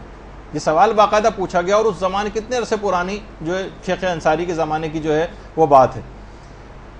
تو شیخ انصاری نے اس زمانے میں کہا تھا کہ ایک شہر میں 20 مجتہدین کا ہونا لازمی، اور مبلغین کی ضرورت اس سے بھی بہت زیادہ۔ دیکھیے ہر علاقے میں کم سے کم 10-10 20-20 کم سے کم، اب جیسے انچولی جیسا علاقہ ہے، کیا یہاں ایک عالم ضروریات کے لیے کافی ہوگا؟ نہیں، ایک عالم چلیں، ایک بڑا عالم، ایک اس کی ایک الگ شخصیت ہے، لیکن مبلغین کے لوگوں کے نمازیں صحیح کرانی ہے، وضو صحیح کرانے ہیں، بچوں کو سکھانا ہے، اور لوگوں کے مسئلے مسائل ہیں، اور ان کے جابز کے مسئلے ہیں، اور خمس کے مسئلے ہیں، اور کوئی ایک آدمی کبھی کر سکتا ہے؟ نہیں کر سکتا۔ یہاں پہ 20 30 40 50 ایسے افراد صرف ایک چھوٹے سے علاقے میں ہونے چاہیے، تو اتنے زیادہ مبلغین کی ضرورت ہے۔ تو ایک بھی شخص اگر آپ کے ذریعے ہدایت پا گیا، کوئی اس قسم کی خواتین کو چاہیے کہ اپنی صلاحیت کو بڑھائیں، اس رات کا پیغام علم حاصل کرنے کا، خود بھی علم حاصل کریں، اور اس کے بعد لوگوں تک اس ہدایت کو جو ہے وہ پہنچائیں۔ کچھ اپنے گھر کو استعمال کریں، اپنے پیسے کو استعمال کریں، اپنے تعلقات کو استعمال کریں، اپنی PR کو استعمال کریں، اسلام کے لیے استعمال کریں، اور اپنے گھر والوں کو بھی اپنے ساتھ کوشش کر کے جو ہے وہ ملائیں۔ کیونکہ دیکھیے گھر والوں کو اگر ساتھ نہیں ملائیں گے، بچوں کو ساتھ نہیں ملائیں گے، مرد حضرات گھر میں بھی کچھ ہاتھ بٹائیں، کچھ کام کریں، افطاری کے اندر ہاتھ بٹائیں، تاکہ ذرا گھلے ملیں ان کے ساتھ، تاکہ لوگ پھر آپ کے بھی کام کر سکیں۔ وہ اس لطیفے کی حد تک ہوتا ہے نا کہ وہ ایک صاحب سے کسی نے کہا کہ بھائی بڑے افسوس کی بات ہے، کل میں نے دیکھا کہ تم اپنی بیوی کے ساتھ کپڑے دھلوا رہے تھے۔ تو کہنے لگا تو اس میں کون سی شرمانے کی بات ہے، جب وہ میرے ساتھ کھانا پکوا سکتی ہے تو میں کیا اس کے ساتھ کپڑے نہیں دھلوا سکتا؟ تو بہرحال تو وہ اس طرح کی، ایک تو یہ کہ گھر میں اتنا زیادہ انوالو ہو جائے یہ بھی اسلام کو مطلوب نہیں، لیکن کسی حد تک گھر میں، تاکہ لوگوں سے ذرا قریب ہوں، تاکہ آپ بھی دین کے کوئی کام گھر والوں سے لے سکیں۔ اور بہرحال اتنا وقت نہیں ہے کہ تبلیغ دین میں گھر والوں کو دیکھیے دست و بازو اپنا بنانا ہے، تاکہ دین کے کام آپ کے لیے بہت آسان ہو جائیں۔ اب تیز رفتاری سے آگے بڑھتے ہیں کیونکہ وقت ختم ہو گیا ہے۔ اس رات آپ کو خاص طور پر ایک عمل صدقہ دینا بھی ہے، لیکن میں یہ کہتا ہوں کہ آپ کو ایسے صدقات کی تلاش کرنی چاہیے جو ثواب جاریہ والے صدقات ہوں، ثواب جاریہ والے۔ مدارس اس کے اندر، اس میں اپنا حصہ کچھ ڈالیں، تبلیغات کے سلسلے میں، کتابوں کے سلسلے میں۔ کوئی اپنا فیس بک کا اکاؤنٹ بنا سکتا ہے، اگر وہ جائز والا، حرام والے طرف نہیں، مدرسے کے حوالے سے جو ہے کوئی خدمت جو ہے وہ انجام دے سکتا ہے. خالی ہم یہ نہیں کہ کوئی مسجد میں ڈال سکتا ہے, امام بارگاہ میں, یتیم خانے میں, لائبریری میں, کوئی ویب سائٹ کوئی بنا سکتا ہے, کوئی ویڈیو چینل بنا سکتا ہے. کسی بھی طریقے سے کوشش کریں کہ یہ اگر چھوٹے بچوں کے حوالے سے کوئی چیز, کیونکہ آپ کھانے اور کپڑے کے اندر بس جو صدقات وغیرہ عام طور پہ لوگ دیتے بس جو ہے بھیڑ چال لوگ چلتے راشن راشن راشن راشن, تو پتہ چلا ہر آدمی صرف راشن ہی کے چکر میں لگ گیا ہے. بڑے بڑے ادارے سے لے کر چھوٹے بس صرف اور صرف راشن آٹا اسی کے اندر سارے لگ گئے. اور بھی چیزوں کی ضروریات اس انداز سے ہوتی ہیں, کفاروں کے وغیرہ میں تو خیر وہی دینے پڑتے ہیں, لیکن عام طور پر جو اور صدقات ہیں لوگ صرف راشن ہی کوئی چیز سمجھتے ہیں, جو ایک دن کھائے گا اسی دن ختم ہو جائے گا. صدقات جاریہ کی طرف نہیں جاتے. یہ وہ چیزیں ہیں کہ جس سے لوگ منقلب ہوتے ہیں, نسلوں تک کی چیزیں جو ہیں وہ ہوتی ہیں. جو بچے ہیں عام طور پر شروع میں تو چلیں بچے بہت سے ایسے ہوں گے جو دین کی طرف راغب نہیں ہیں, اور آہستہ آہستہ لیکن پھر بالآخر یہی بچے ہیں وہ نماز کے عادی. انہی مدرسوں میں پڑھنے والے بچے ہمارے ہم دیکھ کے جب آتے ہیں تو یقین کیجئے کہ دل باغ باغ ہو جاتا ہے ان بچوں کو دیکھ کر, جس انداز سے وہ یہاں اب یہ جو چیزیں یہاں پر آ کر نماز سیکھ رہے ہیں, جو قرآن یہاں پر آ کر خواتین جو طالبات ہیں وہ پڑھ رہی ہیں, اور یہی بچے جو آج یہ کچھ ارتباط دین کے لحاظ سے ان کا ہو رہا ہے, اور یہ اس کے پھر عادی بن جائیں گے, سورہ کو حفظ کریں گے, تو جتنی پوری زندگی ان سوروں کی تلاوت کریں گے ان کا ثواب آپ کو ملے گا اگر آپ نے کچھ حصہ اس کے اندر ڈالا ہوگا. کتنی نمازیں لوگ اس کے بعد پڑھیں گے, اس سب کا ثواب بڑے ہونے تک, پھر آئندہ آنے والی نسلوں تک یہ اس نماز کو منتقل کرتے چلے جائیں گے. یہ ان کے عادی بن جائیں گے. جتنی چیزیں دعائیں اذکار ان مدارس میں آ کر سیکھتے ہیں, اس میں حصہ ڈالنے والا جو ہے وہ اس کے اندر ان کے حصے دار بن جاتا ہے. پھر یہی ہوتا ہے کہ دیکھیے کتنے ایسے ہیں یہاں پر, ہمارے یہاں کام نہیں ہوتا مساجد کے اندر, وہاں پہ باقاعدہ ایران وغیرہ میں پریکٹیکل کلاسیں ہوتی ہیں تیمم کرانے کی, کہ تیمم کیسے کیا جاتا ہے, سارے لوگ بیٹھ کے مثلا تیمم کر رہے ہیں. جو ایک دفعہ بھی کسی نے کر لیا اور اپنی عبادت صحیح کر لی, وہ جب بھی کبھی کرے گا آپ کو ثواب اس کا ملے گا. اسی طریقے سے نوجوان یہ جو چھوٹے بچے ہیں ان کو آپ اس طرف لگائیے, پھر یہی بچے بڑے ہو کے سوچیے کہ اتنی عمر تک بزرگ ہو جاتے ہیں, کہیں نہ کہیں تو انہوں نے سیکھا ہوتا ہے, وہ تمام لوگ ان کے ثوابوں میں حصے دار بنتے ہیں.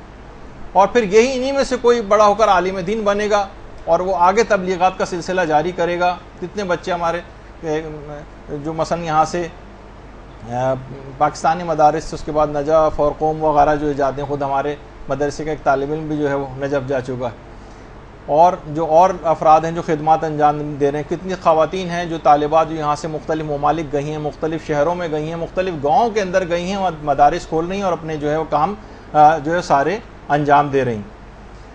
لیکن کیا ہے کہ ہر ایک کو اپنی ذمہ داری پوری کرنا. اور صدقات کے اندر صرف ایک مسئلہ لوگوں کے ساتھ یہ ہے کہ صرف مادی ضروریات کو دیکھا جاتا ہے, روحانی ضروریات کو پوری کرنے کے لیے لوگ صدقات عام طور پر نہیں دیتے. سب سے کم دین حق کی تبلیغ کے خانے کے اندر پیسے ہوتے ہیں, جو صدقہ باکس ہے اس میں جو کئی خانے بنے ہوئے ہیں, وہ والے صدقات غریب کو دینے والے جو ایک دن کھائے گا اگلے دن ختم ہو جائے گا. لیکن جہاں ہمیشہ کی روحانی زندگی اس میں سب سے کم پیسے کوئی لوگ متوجہ نہیں. تو بہرحال صدقے کے حوالے سے بس ایک بات اس میں اور ذکر بیچ میں کر دوں, کیونکہ یہ سوالات بھی بہت آ گئے تھے, اور کچھ لوگوں نے خاص طور پر آپ سب لوگوں سے بھی آج کی رات دعا کی رات ہے, یہاں کے بہت سے اساتذہ نے بھی کہا ہے کہ وہ بھی آپ کے حق میں دعا کریں گے, لیکن آپ لوگوں سے بھی ان لوگوں کے حق میں دعا کی درخواست ہے. تو آیت اللہ بہجت ایک بات کہتے تھے شوہر و بیوی کے اختلافات کے حوالے سے, کہ اگر شوہر و بیوی میں اختلافات ہوں یا اور لوگوں میں بھی, لیکن الخصوص شوہر و بیوی میں, تو وہ کہتے تھے کہ صدقہ متعدد بافراد متعدد, متعدد افراد تک متعدد بار صدقہ جو ہے وہ پہنچانا. یعنی بہت سارے افراد, مثلا آپ کہہ لیں گے میں 100 افراد تک اپنے صدقے کی رقم کو پہنچاؤں گی, چاہے ڈسٹریبیوٹ کر کے پہنچائیں, اور اس کام کو بار بار کریں, تو ان کے آپس کے لڑائی جھگڑے بالکل ختم ہو جائیں گے. ایک برکت, ایک عجیب و غریب متعدد بار صدقہ دینا, اور افراد متعدد یعنی ہر دفعہ نئے افراد کو تلاش کر لیں. تو بہرحال اس کے اندر ایک بڑی اہم بات ہے یہ. تو بہرحال دیکھیے یہ رات آپ نے دیکھا کہ اعمال کے اعتبار سے بڑی پیکڈ رات ہے.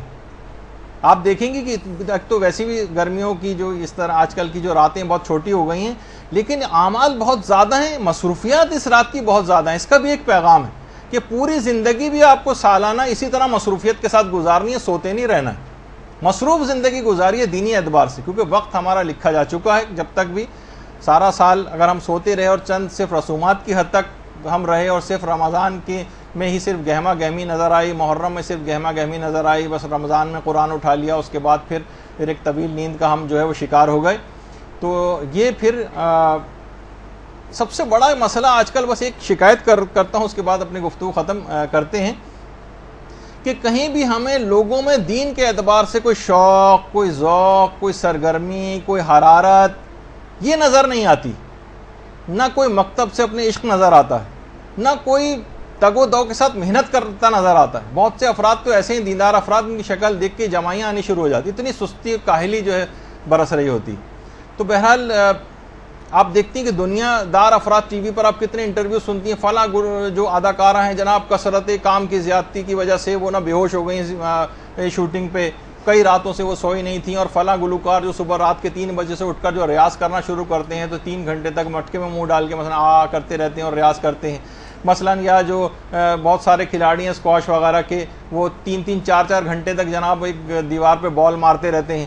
اور والدین سے بھی جو لوگ اپنی بڑی محبت کرتے ہیں اور اولاد سے بڑی محبت کرتے ہیں، ان کو ٹیوشنوں پہ لے کے، یعنی کچھ کام کرتے نظر آ رہے ہیں، کوئی سرگرمی نظر آ رہی ہے، کوئی ڈیڈیکیشن نظر آ رہا ہوتا ہے، حرارت نظر آ رہی ہوتی ہے. اسکول چھوڑنے جا رہے ہیں، اسکول لے کر آ رہے ہیں، گاڑیوں میں باہر گرمیوں میں بیٹھ کے انتظار کر رہے ہیں. یہ سب بھی چیزیں اپنی جگہ ضروری ہیں، اور بلکہ اپنے عیش و آرام کو اولاد کی دنیا کے لیے قربان کرتے ہیں، بلکہ اپنی آخرت کو بھی بعض اوقات اولاد کے لیے قربان کر دیتے ہیں. ذرا سا ہم دیکھتے ہیں ٹی وی پہ اکثر عشق و محبت کے اندر مبتلا روزانہ مار پڑ رہی ہے، کمرے عدالت میں مار پڑ رہی ہے، باہر حتیٰ کہ قتل تک ہو جانا گوارا کرتے ہیں، لیکن اپنے اس برے مقصد یا جو بھی مقصد ان کا ہوتا ہے اس میں کوئی سرگرمی، کوئی لگاؤ، کوئی ڈیڈیکیشن، کوئی قربانی، کوئی محنت نظر آ رہی ہوتی. ایک بیچارہ دین ہی ہمارا ایک ایسا رہ گیا جس کے لیے کوئی محنت کرتا نظر نہیں آتا. فقط چند منٹ کے لیے اگر باتیں ہوتی ہیں، لیکن اس کے بعد ابھی کچھ ہی دن گزریں گے، اس کے بعد جو ہے وہ پھر عید آ جائے گی، عید کا چاند دیکھیں گے، لوگ فسق و فجور میں اس رات سے ہی مبتلا ہو جائیں گے. اب ایسے افراد یا وہ خواتین جو پورے رمضان کا پیغام اسے ایک رات کے اندر بھول جائیں گی، اور وہی موسیقی چلنے لگے گی گھروں میں، وہی میک اپ کر کے نامحرموں کے سامنے عید کے روز وہ آئیں گی. کس منہ سے یہ لوگ عید منائیں گے؟ عید ان کی نہیں ہے جو بازاروں میں کپڑے لتوں کے لیے خریداری کرتی پھریں گی. ان کی عید اصل میں ہوتی ہے جنہوں نے اس رمضان سے تقوی حاصل کیا ہوتا ہے. ان کی عید نہیں ہوتی جو گھر میں نئے پردے عید کے دن ڈالتے ہیں اور نئے کپڑے اور جوتے خرید کے لاتے ہیں. اصل عید ان کی ہے جو پورے سرات کو خیریت سے اس رمضان میں پار کر جاتے ہیں. تو بہرحال وہ جو شعر بھی ہے نا حضرت حور کے حوالے سے ہے کہ شکوہ عید کا منکر نہیں ہوں میں، لیکن قبول حق ہے فقط مرد حور کی تکبیر. تو یہ مرد حور کی تکبیر نہیں، پروردگار کو ایسے ہر فاسق و فاجر اور کہ بس صرف ایک رسم و رواج کی حد تک یا زبان کی چٹنی کی حد تک دین اس نے کیا، باقی نہیں. ایسی توبہ اس رات کو کرنی ہے کہ اس کے بعد پھر واپسی کی طرف جانے کا کوئی امکان نہ ہو. تو پھر کہا جائے گا کہ آپ نے واقعی شب قدر گزاری ہے. توبہ کا دیکھیے دروازہ کھلا ہوا ہے، ملک الموت اب تک نہیں آیا. دنیا کے بھی جو عدالتیں ہیں اگر مجرم اقرار جرم کر لیتا ہے تو ان کی سزا میں کمی کر دیتی ہیں، اور کیونکہ یہاں کے جج جو ہیں وہ کم ظرف ہیں، یہ اتنا اختیار بھی نہیں رکھتے ہیں، مگر وہ خالق کون و مکان جس کی ظرفیت کی کوئی انتہا نہیں، اس کی عفو بخشش کے اندر کوئی کمی نہیں ہے، کوئی لمٹ نہیں ہے اس کی، وہ مکمل با اختیار ہے. اس کے فیصلے اس پر حکومت نہیں کرتے بلکہ وہ اپنے فیصلوں پر حکومت کرتا ہے. تو اگر ہم آج کی رات توبہ، حقیقی توبہ کر لیں اور اقبال جرم کر لیں تو وہ ہمارے ندامت سے جھکے ہوئے سر کو دیکھ کر سزا میں صرف کمی نہیں کرے گا بلکہ پوری سزا کو بھی معاف کر دے گا. یہ رات شب قدر ہے، اس رات میں اپنی حقیقت کو پہچانیے. یہ ہم جو مومنین ہیں یہ باز شاہی ہیں، یہ گندگیوں پہ کہاں منہ مارتے پھر رہے ہیں. آپ کے اعمال کی قدر و قیمت دیکھیے، فقط جنت ہے، اس کو حقیر چیزوں پہ فروخت نہ کریں. وہ مومن جس کی عظمت خانہ کعبہ سے بھی زیادہ قرار دی گئی ہے، کیوں اپنا قبلہ اس رات کو درست نہیں کرتے؟ اگر آج کی رات اپنی حقیقت کو آپ پہچان لیں اور حقیقی توبہ کر کے ایک نئے عزم کے ساتھ اس رات کا اگر سورج آپ نے طلوع کر لیا تو یاد رکھ لیجئے کہ قرب خداوندی کی ایسی منازل آپ اس رات کو طے کریں گی کہ 1000 مہینوں کی راتوں کی ریاضت بھی ایک جست میں آپ طے کر لیں گی. اور اس رات کو اگر حقیقی طور پر آپ نے توبہ کر کے اور ایک عہد کر لیا. خدا ہم سب کو اس رات کے فضائل و برکات اور پیغامات پر عمل کرنے اور سارا سال اس کے اوپر عمل کرنے کی توفیق عطا فرمائے کہ اس کے بعد جب ہمارے نامہ اعمال امام زمانہ کے حضور پیش ہوں تو بے اختیار خوشی سے ان کے مبارک ہونٹوں پر ایک ایسی مسکراہٹ آ جائے کہ جس کے بعد ہمارے لیے فلاح و کامیابی کی منزلیں حاصل کرنا یقینی ہو جائے. وصلی اللہ علی محمد وآلہ الطیبین الطاہرین۔